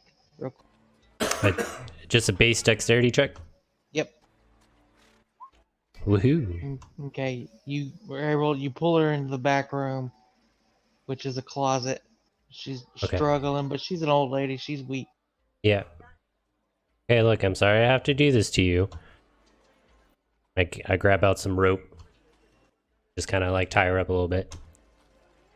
Did this to yourself. You did. I'm assuming you gag her. Yes. She's gonna Okay. be screaming as soon as, yeah. She gives you go fuck yourself eyes. Okay, so you have any more money that you owe Mr. Beauregard? Look at me menacingly if you do. She scoffs and looks away from you. Ah, well, I mean, I'm gonna check more of the house.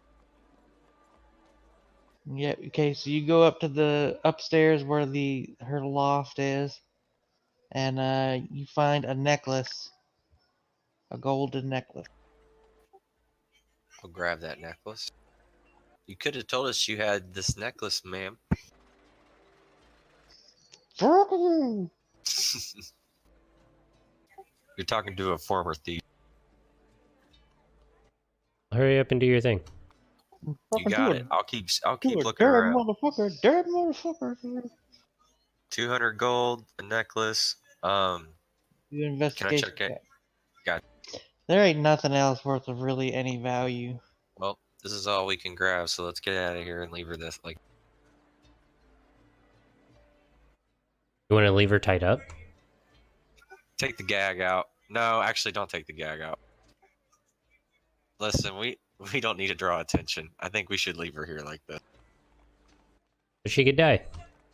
Do what you want with her, Marys. I'm heading out of here. Okay, so now that we're done, we've gotten a little bit of money. You now owe him less than 1,000. I'm sure you don't need a piece of paper to remind yourself that he's gonna probably hire some more people and do a lot worse than what we did. So I'm gonna take this gag out and we're gonna be very quiet. This isn't Men in Black. And then I lightly loosen. I do it enough to where she can get herself out and then just book it. Okay, and you can hear her cussing and yelling at the top of her old bitter lungs as y'all run out the door. Ooh, that could have gone a lot worse, but hey. Hopefully the sailor has the money. I hope so too. Oh, well, he owes a hell of a lot more. Scratch Agnes off the list. All right, let's go talk to Donald Lexi. I guess we head to the port. That's where the sailor would. Yes. Okay, y'all make y'all's way to the port, and you can see a whole plethora of sailors. Many are kind of just sitting on crates, and some are actually doing work, but most of them are just sitting on crates drinking. Maybe we should ask around. I'm actually gonna slowly walk in and out of groups of people trying to pick up on the name Donald Blakeson. I'm gonna split up. And, yeah, I'm gonna go around and see if I can pick it up as. Okay, I'll go ahead and do investigation. Damn, dude. Ribbon, you don't find too much, but Marius, you come up to a group of three men, with the one sitting on the crate in a green vest, holding a jug of ale, was referred to as Donald. I communicate to them on the earring saying I found somebody by the name of Donald. You found him, then we'll meet up with you. Yeah, I explain my surroundings. A couple minutes go by, and Orsik and Riven meet up with you, Marius, and at this point, it's just the guy in the green vest sitting on the crate at this current moment. And he kind of looks at you, looking at him, and he offers you a swig from his jug. I'll accept it. Would you happen to be Donald Blakeson? Who wants to know? My name is Marius. I was referred to you by another person. Why, what is this? He takes it back from you. He goes, that right there is cracking piss.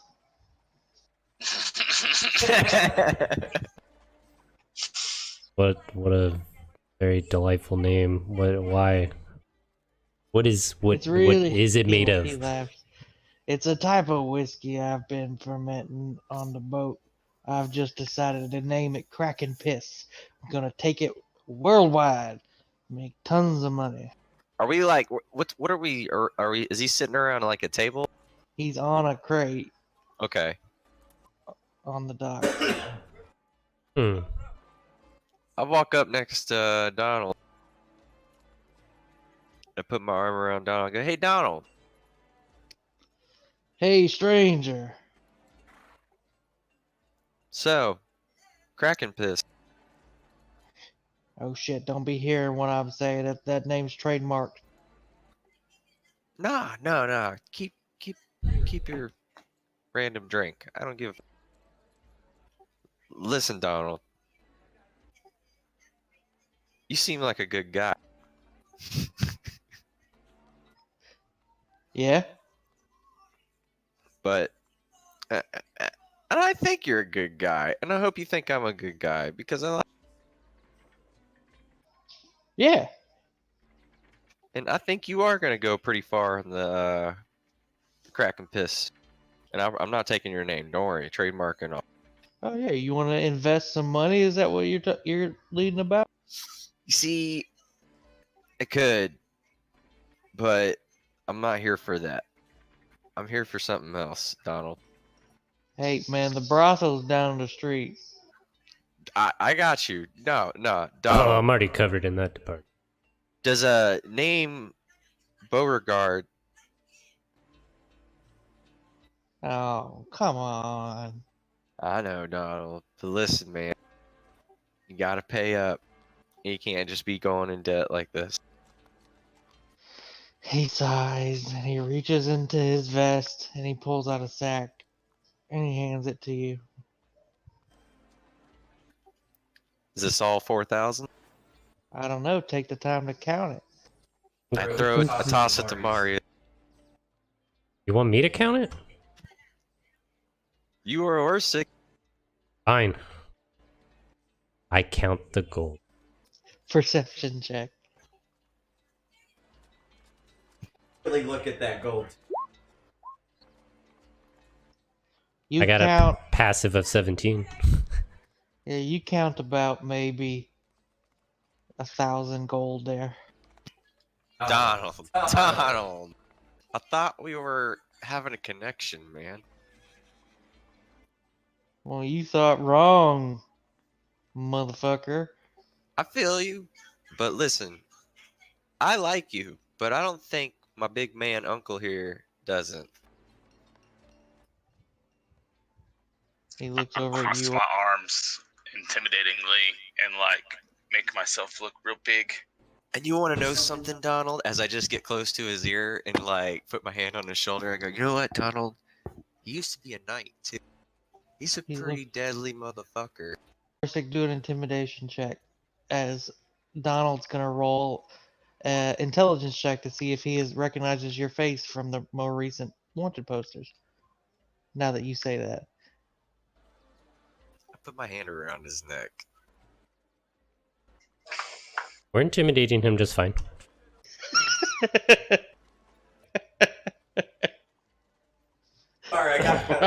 Sorry, I got really into it. We're intimidating him just fine.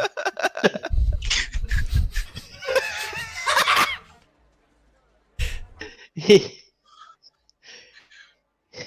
unfortunately, he's not a very intelligent man.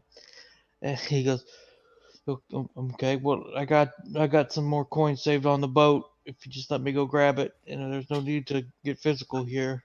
You're right. I absolutely, dude. I really don't want to get physical either. But look, we're gonna come with you to the boat. You gotta understand, man. I just can't let you run off on your own. You understand? Yeah, he points across the dock from him. And he goes, "It's right there. I mean, you could touch it. That's fine. We're still coming with you. They won't let I you on the nod. boat." They will if you tell them. Damn right.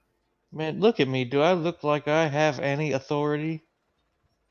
I'm getting shaken down by a preteen and his uncle. I giggle. I squeezed the back of his neck pretty hard. Not Right. like hurt deadly hard. Oh, hey! So what is it gonna be, man? Fine. He hops down off of the crate. Just give me a minute. He walks over to the boat. Walks up the plank onto the deck. And he goes over to one of the barrels and he opens it and grabs another bag and throws it over at y'all. There you go. There's the rest of it. Count it up one more time. Sigh.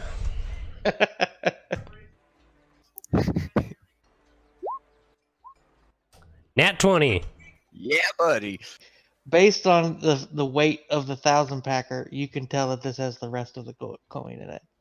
Donald, I being love your being your friend, man. I hope to see you again. I hope you get fucking rock dick and the whole thing falls off into the water. I hope you go far in that Kraken piss. Speaking of which, do you have bottles of Kraken piss made? Get the fuck out of here. Well, I mean, Yeah, I'll give you a whole shipment of it for 4,000 gold. no. I just want one bottle. I mean, you should have some off on the side that you sell now. He takes the jug he's holding and he just tosses it at you, and it shatters on the wood of the deck. Get the fuck out of here. I mean, let's I go. was gonna pay you for a bottle, but if you're gonna be that Marius. way, I grabbed Marius and I just started Yeah, dragging him yeah. away. That went a lot better than the whole ad. well, we should expect as much from her. I mean, apothecary in a resort area. I guess all that's left now is Cassius. Now, where to start is the question. Jeremy, can I go back to where I first saw Cassius? You can. Yeah, let's go there. Y'all make y'all's way back there outside of the tavern. But you don't see him. When I first saw him, was he talking to like a shop or somebody? Or was it just like a random passerby? Look like a random passerby, but if you do a perception check, we'll see if they're still there. Oh, Does right. Uncle O, do you have your hood on? Yeah, I do. Okay. Not like it'll matter. Oh, no. I know. Yep. Some of the ones he was talking to are gone, but there is one still there. A small child. Okay, I'll approach the little kid. Stranger danger! Actually, Jeremy, I'm gonna just go hide and keep my eye on Uncle O in that. Okay. Do a stealth check. Okay. 14. Okay. Marius and Orsik, you're talking to a kid now. Excuse me, lad. I'm looking for a man, a big man with the big axe and shiny armor.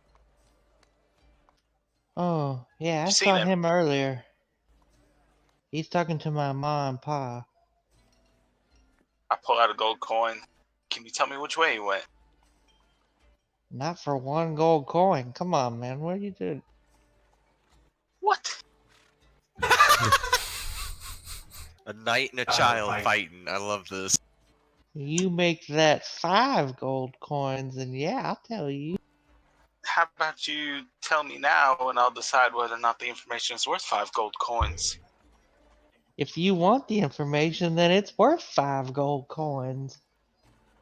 How do I This is know a you're smart not lying to me just to make 5 gold coins? How do I know you're gonna get this information and not pay me? I'm over in the alley just like with my fingers in my eyes like, oh my god. Because, child, I'm a man of my word. Yeah, and I'm 30 years old. You gonna want the information or not? Pay the man. I'll give the little shithead 5 gold coins. Never having kids. Okay, yeah, there we go. That's what I thought. It's more like it. Okay, he went down that alleyway right there. I raise my eyebrow at him. Be like, you better not be lying to me. I'll stand up and I'll go down the alley. As you go down the alley, he yells, "So what if I fucking was? What are you gonna do?" I talk in a deep voice as I pass him. I'm gonna Better not be lying, kid. draw my sword and drag it across my neck real menacingly. I would like to make an intimidation check. Okay. God damn, 8 kids, Spike. I'll remember that. Scaring Damn babies. it, I wish I had advantage. It's enough. The kid kind of, his eyes get big and he runs off. Okay. These some I'm a hard hunter's kids market. out here. Scaring He babies. got him. He running down the road. I'm gonna be able to find this little shithead. Riven, do you come out of your hiding spot? No. I'm just gonna follow behind Uncle O and stealth. Okay. So, I mean, it wasn't down that way though. I don't know. You are walking down that way. Oh, okay. As you'll go a bit, y'all can see that the alleyway comes to a dead end in a kind of like a large open clearing with a bunch of buildings backs facing it, and sitting on a couple boxes, axe up against a wall, is Cassius, who has not noticed y'all yet. I'm gonna take the sack of powdery substance and throw it at his feet, making sure that it's tied tight. I don't want it to pop open. Okay. And then, Lord Beauregard needs his money, Cassius. He looks up, one eye peering through his long mane of hair that kind of covers most of his face. I like this. This is getting good. Orsik. He stands real quick. Who would have ever thought I'd run into you in a back alley in Roseport? Let me correct Are you that. not here looking for me? I probably would have found you here. You are a bit of a whore, aren't you? Oh, Cassius. Yeah. I may be a whore, but at least I don't have a drug problem. He reaches down and he picks it up. And he puts it in his satchel. He goes, my problems are my own. But yours are pretty hefty nowadays, can't we say? Uther's little favorite's fallen from grace. Yes, well, I may be Uther's favorite, but I never favored Uther. Clearly, you have no honor in a single inch of you, killing one of your own brothers in cold blood. Not even I'm that ruthless. Yes, Wesley's death was unfortunate. It weighs heavy on my heart.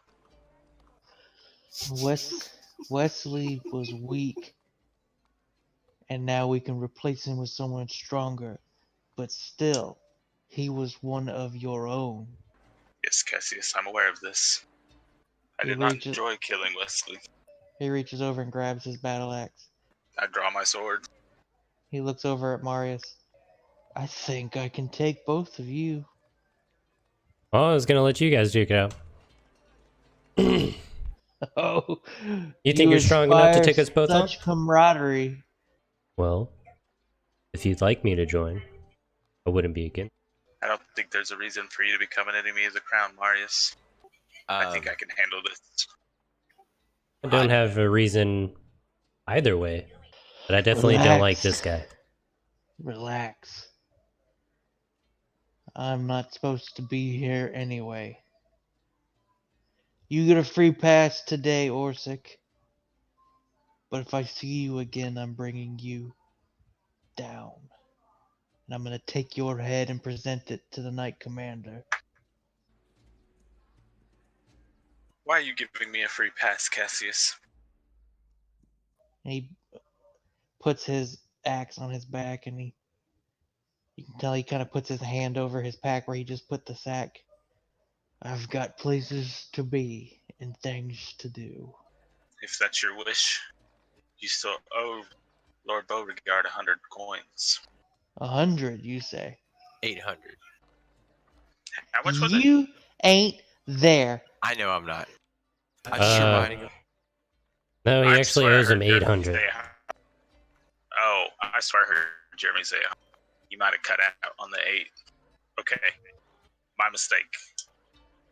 We'll just pretend I told him he owed him 800 coins.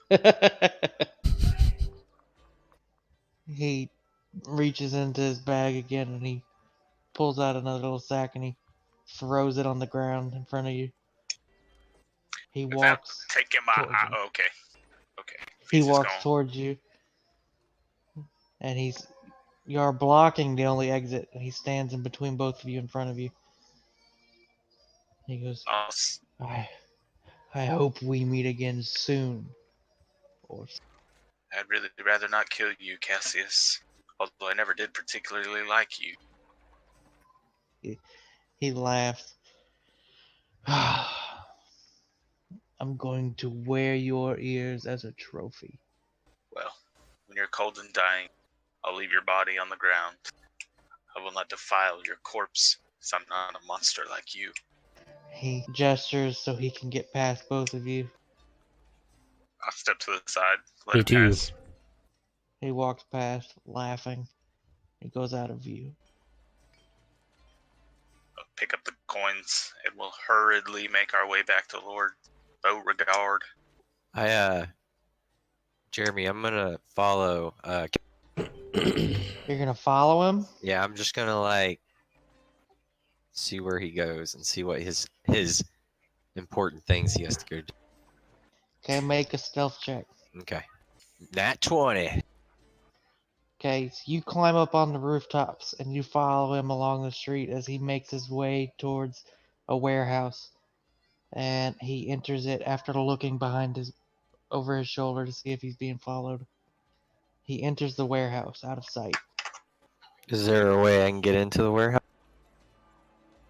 You can most certainly try. Yeah. Perception, right? You can climb up to the. You're good. You can climb up to the roof and look through one of the open windows, or you can go up to the door and try and sneak inside. Ooh. I'm gonna go up through and look through the window. Okay, make an acrobatics to climb up Okay. the warehouse. 23. Okay, now make a stealth. Okay. 10. Wonderful. You look through. You look through the. You look through the open window and you can see that he's walked into a warehouse that contains about 50 armor-plated warriors.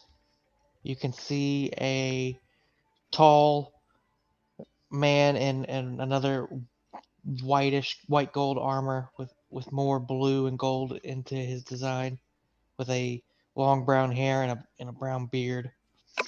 And Cassius goes and he kneels before him, but you can't really make out what they're saying. Okay.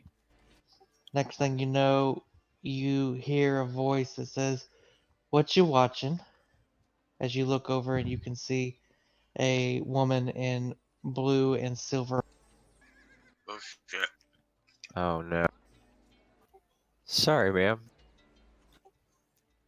I just like to hang on these roofs for a good view, and I noticed this window. My apologies if I am being... She looks at you and she says, "It kind of looks like you're spying on a religious military unit." I did not know this. I did not know y'all were a army. Like I said, I was just traveling across these roofs. She looks at you and she smiles. "You're fun." Oh boy. So, what are you, a traitor? Traitor? No, absolutely not. Oh, then why are you in town? Don't tell me you're here for the horse. Actually, I just came from the casino. Ah, so you're a deviant. I like to gamble sometimes. Well, let's do this gamble. She pulls out a dice tray with a pair of dice. She goes, "If I roll higher than you, I'm gonna kill you."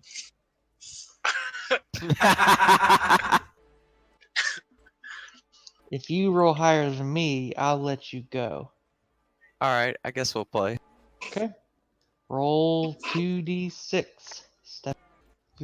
Your dice come up a 3 and a 6, producing a 9.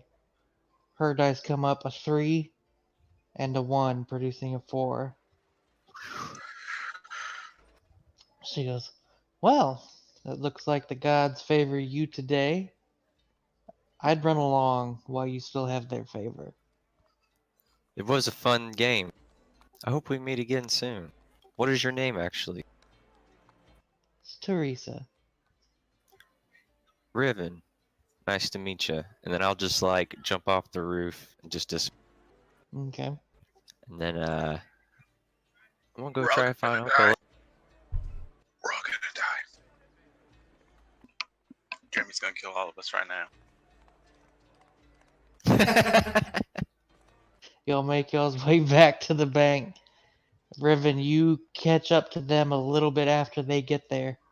You can see that Orsik and Marius are waiting in the foyer to be allowed up to the office. Riven comes in.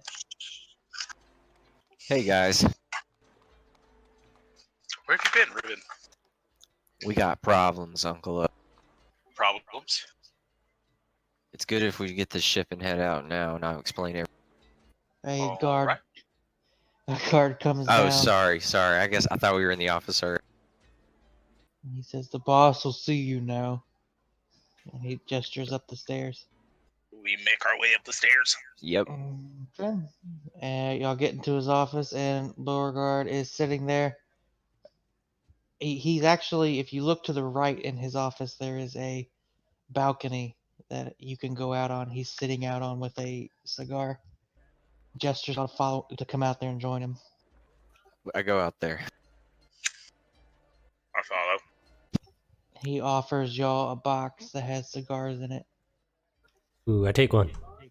No thanks, Lord Beauregard, but I do thank you for the appreciation. Oh, I won't take no as an answer. It's quite a disservice and discourtesy for you to refuse my I very understand. well-made cigar. Take one. I take a cigar. I also take a cigar. And he puts down some matches on a table if y'all want to light one, but he starts puffing on his. I light mine. I don't want to be rude. I guess I'll light mine too. He laughs a little bit. So, I take it you've already gone and done all of the deeds that I've set upon you. Yes, we've taken care of all three. Agnes was unable to deliver the full sum. But she got the message. I surely do hope so. I am too kind to my dear mother. Oh my god. She's your mom? I choke a little bit on my cigar. I do too. Oh, don't fret, dear friends. There is no familial connection other than a little bit of a weak spot. But if you had to rough her up, I do understand. No, just had to stop her from yelling. You know, we didn't want to deal with guards. So, he gestures his hand out for y'all to give him the money. I gave him the money I have. I think Uncle O has it too. Yeah, he has I give him the Cassius. money that I have.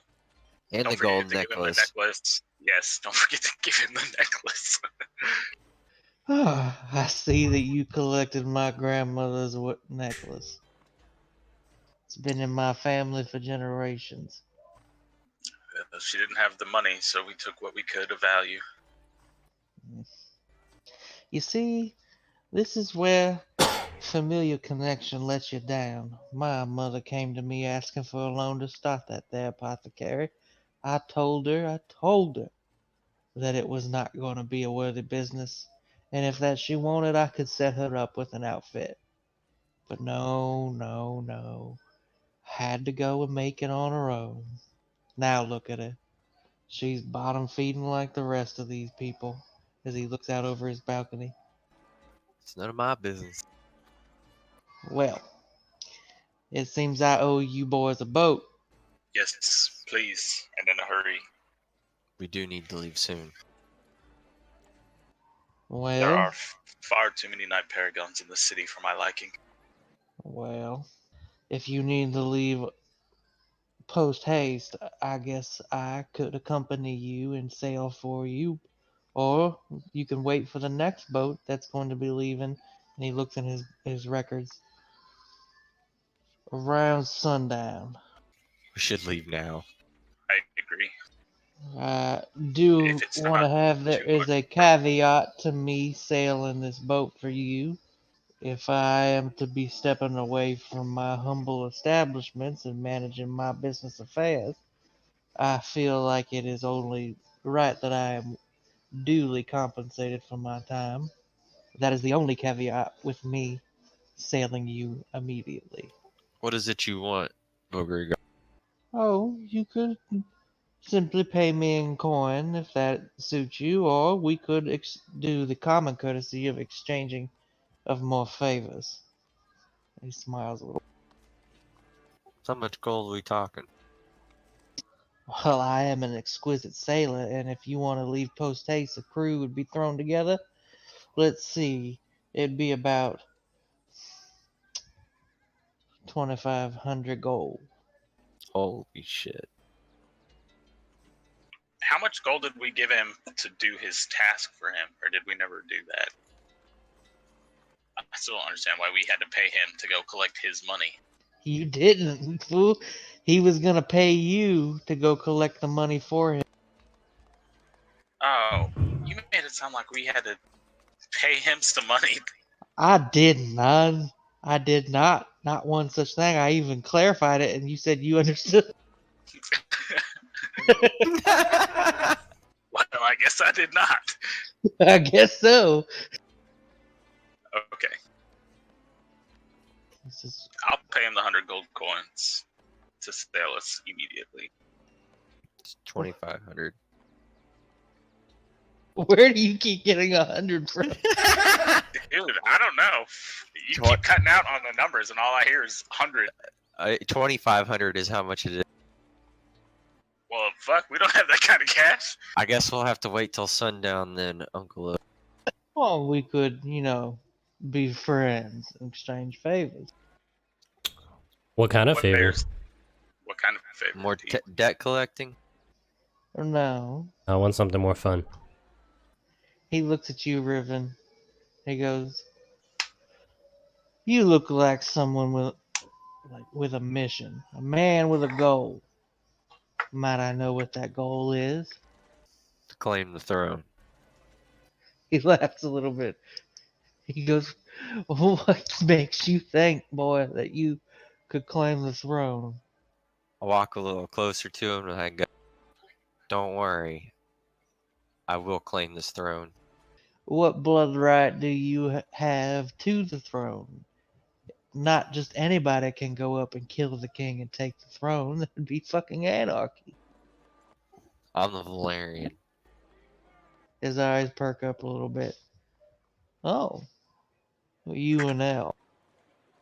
I am. Well, that does change things. Hmm.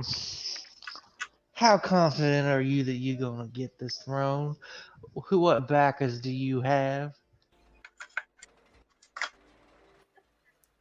No one at this moment. Alistair. Yeah. What did you say? Alistair. Alistair backs his claim to the throne. He kind of twirls his mustache, thinking a little bit. Well, maybe there is an arrangement we could come to. How's this? I didn't want him to tell him who we were Boy, working when for. you take the throne, it is customary for you to select a council of people to manage your day-to-day businesses. You're going to need a master of coin. I can think of no one better than myself. Beauregard, you've proven your worth quite a bit today. I'll definitely think on it. I need more than a think on it. I he put sticks my his hand out and I for a go, handshake. I put my hand out and I give him a smile and he says, "You obviously know I was being rhetorical." You obviously know if I don't get that seat on that council, your reign will be a short one, boy. Don't threaten me with a good time, Beauregard. Well, I hope none of you get seasick, 'cause we'll be setting sail within the next few minutes. I'll meet y'all at Dock A3. We'll see you there, Beauregard. He stands up, he puts his cigar out. I got to get into my sailing uniform. Great. I'll be right back one second. Okay. So what do y'all do? I guess we're going to the docks. Before we leave, I'd like to ask, Lord Beauregard, can I ask where you got that fine contraption you carry? Alistair Oh, says it's called a firearm. Oh, yes. All right, I'm back. Master Black makes these fine contraptions in King Seat and hands them out to everyone within his organization. Oh wait, what did I miss here? I'm sorry. I was asking where he got the firearm from. What'd you say, Jeremy? If you would like, I can suit you up with one that might be more your style. Ooh, I walk up and I tell him, yes. Okay. Seeing as you're the master of coin, or will be the master of coin, that by proxy makes Ribbon here part of your organization, no? Oh no. If he's the one that Master Black has been speaking of, he is a couple steps ahead of me. If Master Black wanted you to have a gun, he would have given you one already. But I think I might be able to accommodate you in that as well, if you wish. I look at Ribbon. That sounds like a good idea. What about you, big one? You want one as well? Depends on the cost, I suppose. Free of charge, my friends, free of charge. We are going into business together. I wonder. Oh, okay, never mind. I'll actually message you, Jeremy. Well, I'm never one to turn down a fine implement of war and destruction. Hmm. Man of quite good taste. What about you, little purple friend? What did you say it was? It is a firearm. Is it easy to maintain? Well, at first it's a little bit of a challenge. You have to clean it, but yes, it eventually gets quite easy. Sure, I'll take one. They will be waiting for you on the boat. I'll put in a order with my personal blacksmith that knows how to make them. Excellent. We'll see you at Dock A6. A3. What are you laughing at? He said A6 and Stefan goes A3. A3. What the fuck ever.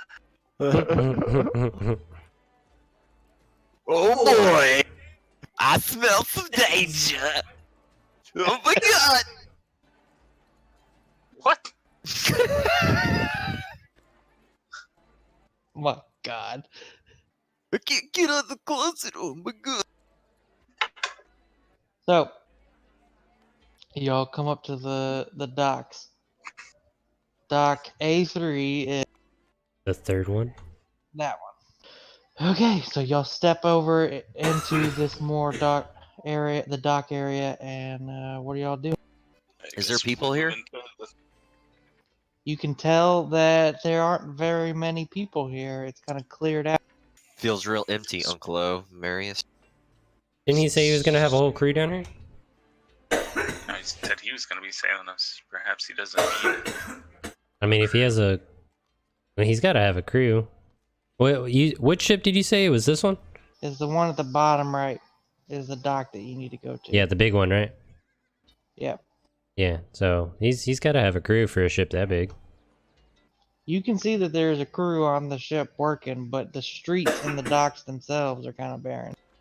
I guess we'll go wait for him on the boat. Yep, let's start walking that way. You Oh, might want to have shit. a few words first. I can't control my character, Jeremy. Who are you? Me neither. That's okay. I see why. What's your lay of hands pull? 80, I think. Because of the gauntlets. Yes, 80. We took a long rest at some point, right? So we've got all of our... Pretty much. 'Cause Certainly, we ate breakfast and everything. well, I'm sure at some point in the week of travel that we just did, there was a rest. Yeah, you're all good. Okay. Out from around a couple pile-up crates walks Knight Paragon Brian. Ooh, and who are you? Knight Paragon Brian. I inclined my head slightly. Orsik and friends. We I don't don't have think you much. can... Go ahead. No, say what you're gonna say. No. Go ahead. I'm sorry. Oh no. Say what you're gonna say. It's cool. It's No. cool. I'm sure. Okay, fine. I'm sure you're bringing nothing but bad. You are correct. Apparently, one of you was spotted by Teresa, and another by Cassius. The Uther is bringing the troops this direction as we speak. Uther is here. He is. Guess he wants me dead pretty badly. Well, can you blame him? You killed one of his top men. I think he's more concerned for his secret. At that point, you see down the road someone come out of the alley, and he stands there and he has his axe and his shield in hand, and he waits. We better make this quick, Uncle. Coming down this direction is the woman you saw earlier. Brian takes in a heavy sigh. Well, which one do you want? Cassius. You're going to stand with me, Brian. You'll certainly be doomed to death if you do. Well, I think I can take Cassius, and I know I can take Teresa, but... Well, you know me, I have a thing for women. She may just get the better of me yet, as she laughs a bit. You jest, old man. No, really, if she bats her eyes at me, I might drop my weapon.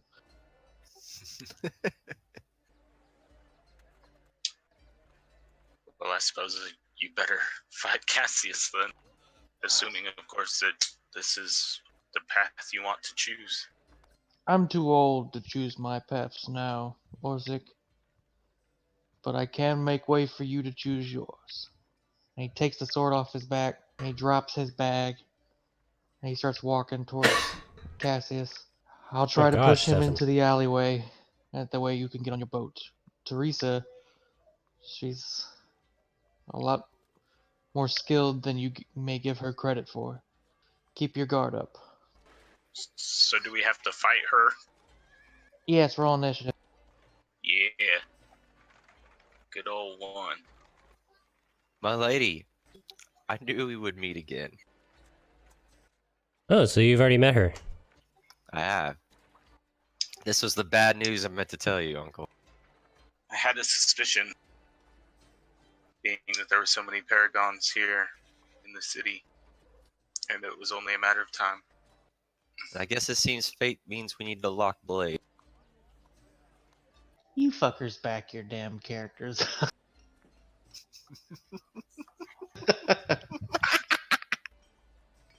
We're getting aggressive, man. Look, I got number one. That means I go first.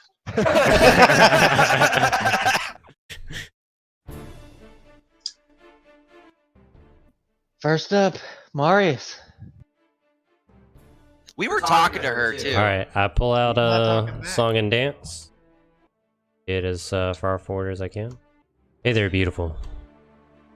You gonna die. She smiles at you. I hate to do this, but I really need to get on that ship.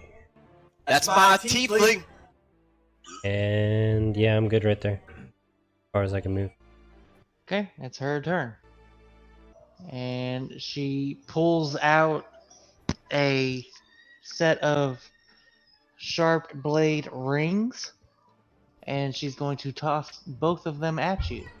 Oh, I'm in love now. Oh god. I wasn't I found- prepared. I'm not prepared for this. I found my new woman. I found my new woman! The first one is a 15. That's a miss. Second one is a 25. That's a hit. I hope she notices my dagger throwing skill. Ugh. Had to say something to her. No. I know.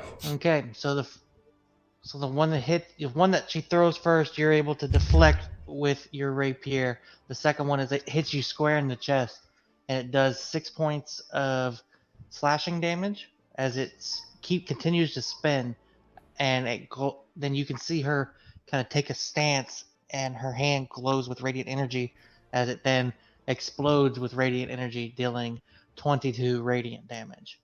Oh shit. Both rings shoot backwards to her hands, and she smiles. I'm in love! She smiles and she says, "We could do this an easier way." I'm in love! It is Riven's turn. Oh my I really don't even know what to say right now. I'm a little mad. god! Oh yeah. I'm gonna throw my 16. Miss. Damn it. Miss. Both of your daggers you throw, she deflects with like a dance style of fighting as she looks back at you and smiles at you. Oh, I smile back. Oh yeah. This is flirting right now. Is that your turn? Yeah, I can't do anything else. Those are all my actions. Okay. Orsik. I guess I'm gonna dash. Don't forget you have range too. Can Spike move up here? No, there's a never mind. cart there, but he can move through his ally. Okay. Uh, I'm digging the music, Jeremy. Gracias. can I back up one? I don't want to be that close. Yes, but you'll be up against the cart. Is that fine? That's fine. I can stand here. Yeah. I would like to use the chain of returning on my sword and throw it at her. Okay. Make a ranged attack. That's going to be with your strength score. So it's just like that. Essentially, it's the same roll you would have made if you did melee. 22. That'll hit. Okay, and then for my second attack, can I pull her to me with the sword? Yes. How do I do this? Just make a strength check? Let me see. I'm reading it right now. Is it in the Discord? Yeah. You can retrieve the weapon by making a strength athletics check, DC 12. I'll let you use your extra attack to pull her towards you. What's your... go ahead and make just a regular strength check, so I can see how far she's gonna get pulled. You can use... Damn. You can use it. athletics. You can use athletics if you have... It's the same. Okay. I'm not proficient in athletics. Oddly enough, though, she allows the pull, but the blade comes out of her, and she lets the chain pull her towards you. Oh, does it inflict damage when it hit her? It did. Just your regular sword damage. 20. Wait a minute. Yeah, that's right. 20 points of damage. Okay. Is that your turn? And she is now right up in you, and she has a big grin on her face. That's all I can do. Okay. Top of the round, Mary. I attack her twice with my rapier. Okay. Nice. Assuming the first one misses. Correct. Oh, boo. I got a 1. 13 points of damage. But does that include your crit? Yeah, that's what it's a extra. It's a 1d8, right? That's how it works. Yeah, y'all elected to do that way where it rolls the crit for you, and they roll the crit in roll 20 where it rolls just another dice roll of whatever your dice would have been. That's not. That's just 1d8 plus 4. Oh, is that plus 1 the other dice roll? Oh, okay. Yeah. Yeah, so I rolled Yeah. max damage on my dice for the first one, and then the dexterity damage. And then just 1 point for the crit. Yeah, I rolled shitty on the extra crit. But once I hit her twice with that, I'm gonna back up behind Riven. And I'm gonna use my bonus action to cast Bardic Inspiration on him. On who? Riven. Okay. How are you inspiring him? Please don't let me die. Just sing about me surviving. Okay. You also Riven, you have a what is yours? A D8, Combat Rob? inspiration one. Yeah, it is a D8. No, at 5th level. Yeah. Okay, so D8. Yeah, you can use it just like you did last time, Stefan. Okay, I got you. Rob, you need to make a Wisdom saving throw after hitting your. After what? After you land an attack on her, Oh my a fucking melee god. attack. You are infatuated Oh. to the point of where you will defend her honor. Okay. Alright. I'm infatuated and make sure she doesn't die. Yep, you will defend her until you're able to pass a Wisdom save at the end of each of your next turn. Okay. So I know I'm under the effect of control, right? No, right now you think she loves you. Okay, alright. Okay. Damn it, dude. I have counter charm, but I can't use it on myself if I'm already charmed. It is her turn. She is going to look up at you, look you in the eye, Orsik, and she's going to make her 2 attacks with her rings. I'm in love, and this is not even her charm. Why would you do this to me, Jeremy? The first one is a 20, and the next one's a 16. The 20 will hit. She hits you for 12 points of slashing damage and does not inflict a radiant boom on you. Okay. That is her turn. Riven. Okay. How did I get skipped? Do I get an opportunity? You didn't get skipped. You're at the end. You rolled a 1, remember? Oh, it goes Marius harder than Riven me. Yep. All right, I'm gonna cast haste on myself with the Kingmaker's dagger. Okay. Did I get an opportunity? You did if you'd then- like. Oh, sorry. Yes. Does that hit you? Wait, how does he get What's your an AC, opportunity Riven? attack? What's your AC? Because Riven left his melee and. Oh, Rob cool. I is hit him. I attacked you. Oh, Yeah, I'm infatuated, Rob's remember? charmed. I'm That's infatuated. okay, yeah. You're not going to touch my love. 6 damage. Take that 6 damage, Stefan. Okay. As Marius hits you as you move. I notice he's charmed now. Okay, now that I'm over there, I'm gonna Just attack make with an the. intelligence check to see if you can tell if he's Oh, charmed. okay. Hold on 1 second. Oh my god. Okay, yeah, you can see that his eyes are kind of glazed over, and he has been charmed. Uncle, be careful of hitting her. Seems that our friend Marius is more attracted than usual to a wall. And then I attack her with the Kingmaker's dagger. And I got advantage. And I got sneak attack. Hit. And then I'll use my extra action to attack. Hit. And then I'm gonna do. And then that ends my turn. You still have a bonus action. Oh, I do? Okay. Then I'll attack again. Wait. Wait, what now? 1 second.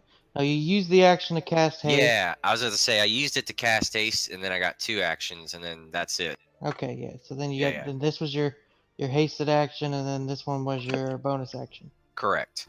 Okay. And then that ends my turn. Okay, you need to make a wisdom save twice. Ow! Ow! And Wait a minute. What? Rob What? was not charmed. Why not? Oh, your because protections? Protection, aura of protection. So you get. Oh. He still might be. He only gets a +5 to his roll. Stefan also gets a +5 to his roll. But I just rolled 2 nat 20s. Why did you have advantage on the second one? Cause I my subclasses in wisdom. So you have advantage on wisdom saving throws? I shouldn't I? I looked this up earlier. I don't know. I never played. I played a wizard one time, long time ago, for like 1 session. Yeah, see? If not, then don't worry about it. What are you thinking gives you advantage? Man, on I can't remember. What are y'all Don't talking worry about? about it. Don't worry about it. Don't even add it then. Don't worry. It's a 17 and 23. It's cool. It's cool. You still pass. Okay. Rob, you're even with that +5. Rob, you're still. Oh, okay. Oh, you mean for my previous roll? Yeah, 'cause Actually, you go rolled ahead. an 8. You rolled an 8 for your save, Yeah. which added 5. It doesn't make the save. So Well, after I also had to be with. Oh, I was within 10 feet at the Yeah, time. you're standing right next to me. Yeah, yeah. Okay. But it won't help me for this next coming turn. No, it will not. So after hitting her twice, I smile at her. Hey. Hey. Okay. That was Ribbon's turn. Yes. Orsik. Oh wait, you do have advantage on wisdom saving throws from Fey ancestry. That wouldn't be considered. You have advantage on saving throws against being charmed, and magic can't put you to sleep. Oh, nice. I Oh, will cool. hit her 2 times. Hit her 2 times. So I did get 2 nats. Well, Look at that, nat 20. that nat's gonna tear her up, and then yes, both hit. Yeah, my friend. Good thing I flanked her for you. Can't kill this woman, okay? Okay, you deal 45 damage to her. Oh no. Your second wisdom save, you are now infatuated with her and will protect her. Oh god. I'm fixing to kill you, Stefan. I did want to see how that sword was used. Shit. Orsik, you have movement. Where are you moving to, Orsik? Hopefully it's closer to Riven. Wait, does the 14 succeed? It does not. Oh, well, Okay, well you've got movement that you have to use to move toward. Okay, well that's the top end of your turn, Orsik. Marius. You take a turn, and at the end of your turn, then you can make another wisdom save. Did you fuck up your wisdom oh saving my throw? god. Okay, well, I cast Cure Wounds on myself, so I could be better help to the lady. Okay. I hate you, Rob. I then use my bonus action to cast Bardic Inspiration on her. I sing her a love song about an angel. She accepts it and gets a D8 Bardic Inspiration. Y'all are trying to kill me. I'm in love. Is that the end of your turn, Rob? I'm gonna move forward. I'm gonna stop right there. Make your wisdom save. Why are you Got a not within +1. 5 feet of me, Rob? Or 10 feet? Yes. Because he's aware of it and he doesn't want the help. You are no longer bastard. But infatuated. hey, I'm look at thinking- that, it worked out. Alright. It's her turn. She is going to make 2 attacks on you, Riven. Oh yeah, my AC 17 at this moment. Because of haste. Okay, if your AC 17, then that means her 18 will hit you, but her 11 will miss. Okay. And I'll use my reaction for uncanny dodge. Okay, so you're gonna uncanny dodge the slashing damage, which she hits you with, and deals 7 slashing damage, which is gonna be rounded to 5 as you dodge most of it. But she then takes a step, and her hand glows again, and she radiant booms you, dealing 14 radiant damage, which is not halved. Okay. She then will back up, Oh, and she has opportunity. mobile. Oh, but she didn't attack me. She did not attack you, so you can make an opportunity attack. Ah, actually, no, I'm not gonna take that chance. Never mind. She can walk. She can walk. Okay, that's the end of her turn. Riven. Okay. Let's see here. I'm gonna use my haste action, and I'm gonna cast minor illusion. You have to use haste again. I thought haste had lasted for. It's a minute long. He's using his hasted action. He's not using haste. Oh, he's okay. It's like a bonus action. I got you. Okay. So I'm gonna use it to cast that, and it's gonna. I'm trying to think of a person. It's gonna look like Brian. Doing what? And it's gonna look like it's about to attack Uncle O, so it kind of provokes. Okay. So I want to make sure. I want to make sure it makes it look like he's trying to attack her. So Trying to he, you know what I her mean. or Uncle O? Well, Uncle O. Okay. And then I'm gonna use an action to disengage. Okay. I think you can do it as a bonus action. Okay, that's fine. Yeah, Bonus because action. you're rogue. Yeah. And then I'm gonna use my last one to toss a dagger. It's not advantage. 16 will miss. Okay. Is that your turn? Yes, that is all I can do. Okay. Orsik's turn. Orsik, make a wisdom save against Stefan's spell DC to see if you can determine that this is an illusion or not. Is it a save or a check? It'd be a save. So do I need to roll like? As a wizard, you should have a spell DC, which will be 8 plus your intelligence modifier plus your proficiency bonus. Okay, hold on. So, oh yeah, he got out of that. Yeah, you can tell that this is an illusion. Shit. I guess I'll attack Marius because he's closer. Or no, I'll attack Ribbon since he threw the dagger. Right. Yeah, remember, you do have a ranged attack with that chain. I hate you. Oh man. Hey, I love her almost as much as you. You should totally attack the other guy. Don't forget to use your wisdom saving throw. He's within range, right? It's 20 to 40 feet. Yes, he is. So I would guess I'll throw it at him and try and pull him away from her. Marius. Pretty sure that hits. Yes. Deal him that damage. 17. Damn. And you've already used your reaction. Yep. And then you can use your extra attack spike to pull him with a strength check. What did he use his reaction on? He used it to have the slashing damage she dealt to him. Have you used your party? 24 to try and pull him from her. Yeah. Uncle O, snap out of it. Okay, You get to make a wisdom save, right? Well, you have a bonus action if you can use it for anything.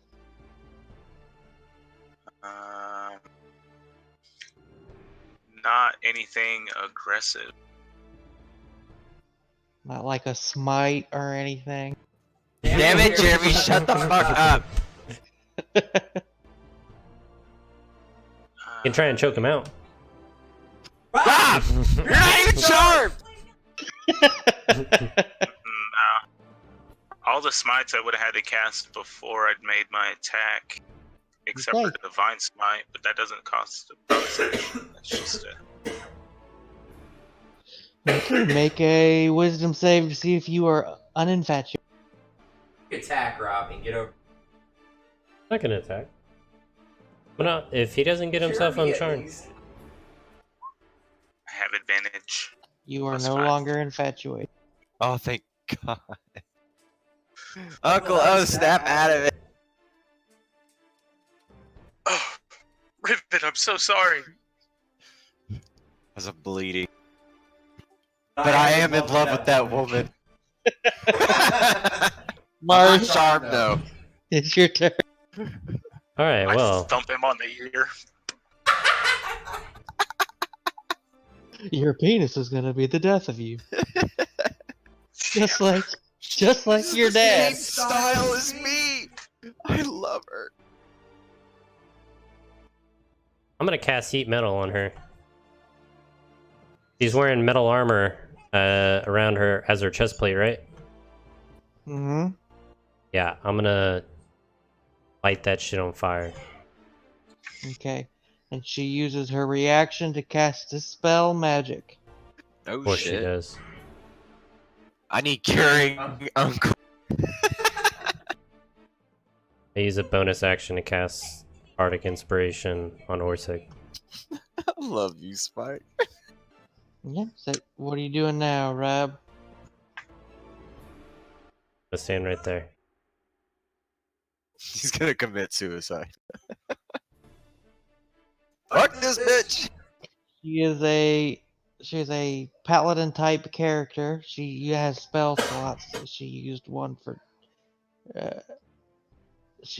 because she's a NPC boss. She used her Dispel Magic as a reaction. That is Marius' turn. It is her turn. She's gonna make one attack on Riven, one attack on Mars. Marius. Does a 13 hit? No. Riven does a 26 hit. Yes, why would you even say that? Okay, she hits you with the slashing damage, which is 6 slashing damage, God, really? and her hand glows again, and she radiant booms you. But for this one, since Spike is within 5 feet of you, Spike, you need to make a dexterity saving throw.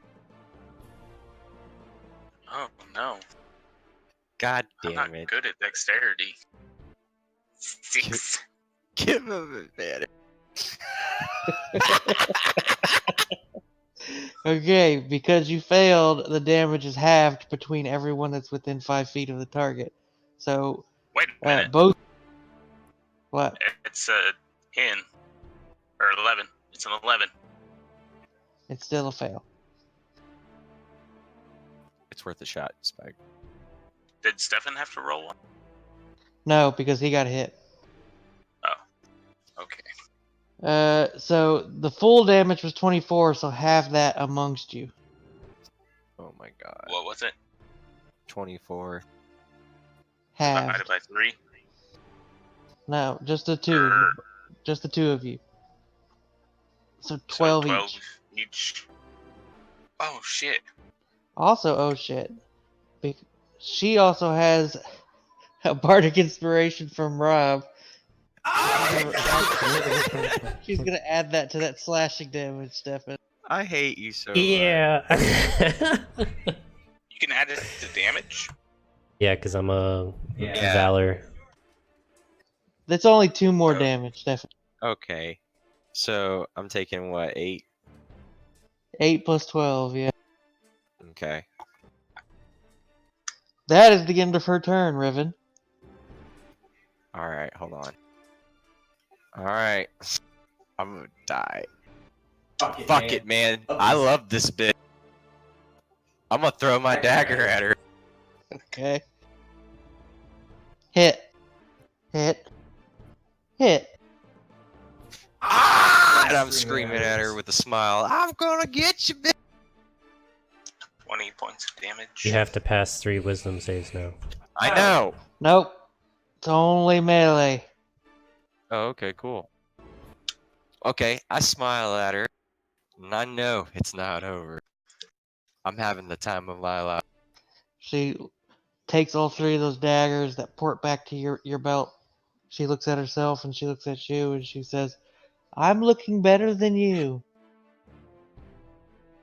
Yes, you are, my love. As you cough up blood. Yep. Orsik. Please heal me. Oh my god. Yeah. What do you need to get back to full health? I have 2 HP, man. What do you need to get back to full health? 64. 64? Yep. So 62. I need 62 actually. I know that doesn't make it better for That's you. a lot. I know. Are you hurt, Rob? Yes. I'm Badly. 41 out of 64. I mean, I'm not too bad. Got about 60% of my health. I could cast Cure Wounds again.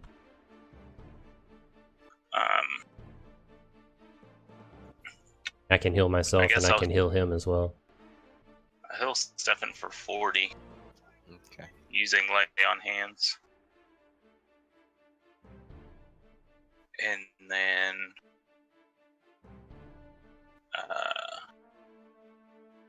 Lay on Or hands I- is an action, correct? yes. Okay. Then for my bonus action, I will... I guess I will cast Shield of Faith on Stefan. Stefan, your AC is increased by 2. Okay. And then I will use... How far away is she? Whatever. I'll just use my movement to get as close as I can. Oh, that's right there. And that'll end my turn. Top it around Marius. Move up and cast Cure Wounds on him. You should have casted it on yourself, Spooby. I'll be fine. I also have Cure Wounds as a spell, Which one my next attack? but it's only like... It's not a very Here powerful for 6. healing spell. Okay, cool. I mean, I really don't know what else. Okay, I get right there. Oh, wait, I can't do that. I have to wait till next turn. Son of a bitch. Yeah, I'll just stay right there. There's nothing I Okay. can do. Her turn. She's gonna take 2 attacks on an 18 and a 15. An 18 and a what? 15. They both miss. Okay. She does 2 spins to hit at you with the rings, and you're able to deflect them with your blade. She is now going to back up a little. I get an attack of opportunity. Okay. The 15 misses. Fuck. She hits you twice and goes to back up as you swing at her, and she does a backflip underneath it, like a backbend underneath it, and comes up all gymnasticy. That is her turn. Ribbon. Alright, bitch. I want to do an acrobatics off Orsik's shoulder. Do you want to jump off of his shoulders? Yes, I'm about to throw my daggers in the sky, mother. Okay. This is clearly just flavor text, just so you're Yes, aware. it is. I understand. But I'm gonna move over him too. So after Okay. this. Make an acrobatics check, though. Yes. The only time it's not going to be flavor text is if you roll a 1 or a 20. Natural 20. But yeah, you run up and you just leapfrog over your uncle's shoulders. I'm trying to impress this woman. I'm gonna do a dagger throw. Oh, look, I'm flexible too. Miss. Miss. Second one hits. And then I'm gonna use my inspiration die and add 8 to it. Oh my god, I forgot I had inspiration. To fuck around. Okay, Stephanie, you still have your hasted action or a Yep. bonus action, depending Yep. on how you work. Oh Hit. yeah. Bam! And then, oh yeah, hold on. Right there. Okay, we're good. Okay. That your turn? Yep, that is the end of my turn. Orsik. My turn? Leapfrog over Riven. I can't just walk through him. Yeah, but it would have been funny if y'all just leapfrog over each other. Yeah, I think he's Yeah. heavy with that armor. Yeah, with my armor and my -1 dexterity, I do not do acrobatics. No, I've sir. I've got confidence in you. Yeah, no, don't listen to the DM, Spike. No, I'm not doing it. I will just move through you. Yeah. I would like to use my channel divinity, speak a vow of enmity, to get advantage against her Okay. for 1 minute. That's a bonus action. Okay. Both will hit. Damn. I look at her, I go, look back at me, and I go, I'm better than you. Yeah, and you're still good on your. Is that your turn? Yes, sir. Top of the round, Marius. I was wrong. Jeremy, What? my bonus for Aura of Protection is already added into all my saving throws. For Okay. future reference. Yeah. I just not realized that, because when I rolled that dexterity, it had 4 plus 4. And I was like, how did I get plus 4? Dexterity is -1, but 5 minus 1. Yeah, so Well, you're still good. it's already The in there. The save for her infatuation's 15. So.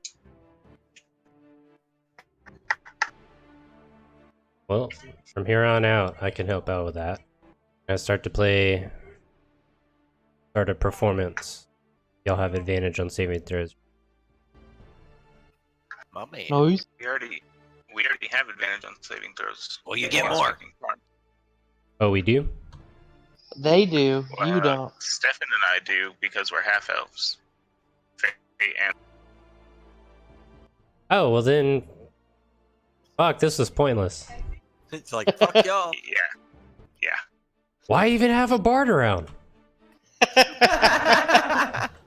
You're a bardic inspiration? You're supposed Because well, you're fun to be around. And that you you're play music. you get counterspell, which is a really good. Don't be all depressed now. We're halfway through this story. I'm playing this beautiful music, and y'all already have advantage, so there you go. Double advantage. Good luck. Yeah, well, double advantage isn't a thing, so maybe you should take that action and do something useful with it. Can I retcon? Yes. Okay. Alright. Well, did 5 even be able to make it to? Fuck it. I guess. You just cast heat metal on her again. Does she... That's you, Rup. That's you right there in that Discord. Wait, what? Yeah. Yes. Exactly. Okay, so heat metal. Put it in the chat. Oh, here, hold on. She needs a con save. Okay. Okay, disregard that other. I thought it would actually post what it does. You know what I'm heating up, right? Your Yeah. crotch. Well, no, her old chest piece. But she rolled a 15? She rolled a 16. 16. Oh, duh, that's my DC save. That's what it's saying. So, okay. Yeah, she passes. But yeah, she takes the 10 damage. She doesn't really drop it. Well, that was the whole thing. Yeah, she would, hold on to it. Yeah, that's what it does. So it's a concentration spell that I can hold on to and keep dealing damage to her each turn. Okay. Then she can't drop it. Yeah, she has disadvantage on attack rolls and ability checks until the start of your next turn. Okay. And that's my turn. Coolio, her turn. She is going to make 2 attacks on... Oh, she's going to put... Wonderful. I'm so glad y'all did this. She is going to put both of her rings together, wind up, and hoof it straight towards you. So I need all 3 of you that are now in a line that I was trying to get y'all to do earlier, but Marius didn't want to step in place Yeah. Oh, god damn it. to make dexterity saving throws. Oh yeah, baby. Advantage. Mom. Yes! Yes, what? Oh, Oh, you don't have advantage? Sorry, I Hell no, I I don't saw have the advantage. nat 20 and I was like, oh, good for you. I can use my bardic inspiration. I would use it. Hopefully you Yeah, make it. I would use Yep. it. Roll that d8. 13. Okay, and Stefan, you have advantage, right? 23. Yes, sir. Okay. So let me roll the damage. Spike, you're taking half. Oh no, Spike, you're taking all of it. The other two are taking half. Let me use my reaction. But my AC is so high. My AC is so high. Okay. So the two rings pushed together get flung forward, almost making like a lightning bolt esque of radiant energy. Y'all all dodge, kind of, except for Orsik. Orsik takes the full blast of it, which is 30 points of radiant damage. Everyone else takes 15. Can I use my reaction? Yes, you can use your Yeah. cunning action to have the 15 to set that. I think that'd be 8. 8. Shit. Alright, well, there goes heat metal. Everybody taking their damage. Yep. What are you Constitution saving? Oh, your field Shield of thing for Faith. Stephanie. Yeah, shield of faith. Yeah. Yeah, and you're good. Yeah, it's 15 was a D. Yep. Yeah. And as she does that and sees that you are still standing, she is going to book it. Wait, my love. And because she hit all of y'all and her mobile kicks in, no opportunity attacks. That's her turn. Now bullshit. Riven. Okay, cool. How about it? Before I even attack, won't you be my queen? She looks back at you with disgust. Oh, no, she doesn't. She looks back at you and she says, "Will you be faithful to the church?" Faithful to the church. I'm sorry, but I don't believe in God. You dirty fucking Tell heathen. her to fix her a lie. But there's something about you, and I cannot let you go. She scoffs at you. Oh, I know we'll see each other again, but don't think I won't go easy on. And I'm gonna throw my next dagger. Hit. Ow! Because I'm having too much fun, Teresa. We are one and the same. Are you gonna do your next attack? Yes, Hit. Looking rough. that's all I can do. Orsik. I hope the next time we meet, it's me saving you. Let me just move up in her, man. I think I can, right? Yeah. Yeah. I have advantage. And it's a crit. And I would also like to use Divine Smite with that crit, please, sir. Okay. The first one hits. Damn. Oh well. The second one misses. Correct. I was in love with her, but I guess she's gotta go. It wasn't meant to be. And then let me do my Divine Smite. I would like Does to do Divine that. Smite take a spell slot? Yes, it does. Don't do it because you killed her with just the regular thing. Oh, Don't really? waste a spell slot. I didn't want to. Well, you don't have to. I mean, you knocked her to 0 with the weapon. We don't want her to die yet. We think she's a great ass. How would you like to do this? She's a great ass. She is a great ass. She's got the same skills I do, and I love her now. How would you like to do this, Orsik? Just knock her out. Yeah, I'll just. What was her name? Teresa. Teresa. Teresa. I just tell her, Teresa, the 6 are a lie. Uther is lying to you all. And then I'll just hit her with the pommel of my sword and knock her out. She falls unconscious over. I really have to take my dog out here in a minute. I'm sorry, but We're almost done. Yeah, we're almost done. Ta-da, da-da-da, y'all won that fight.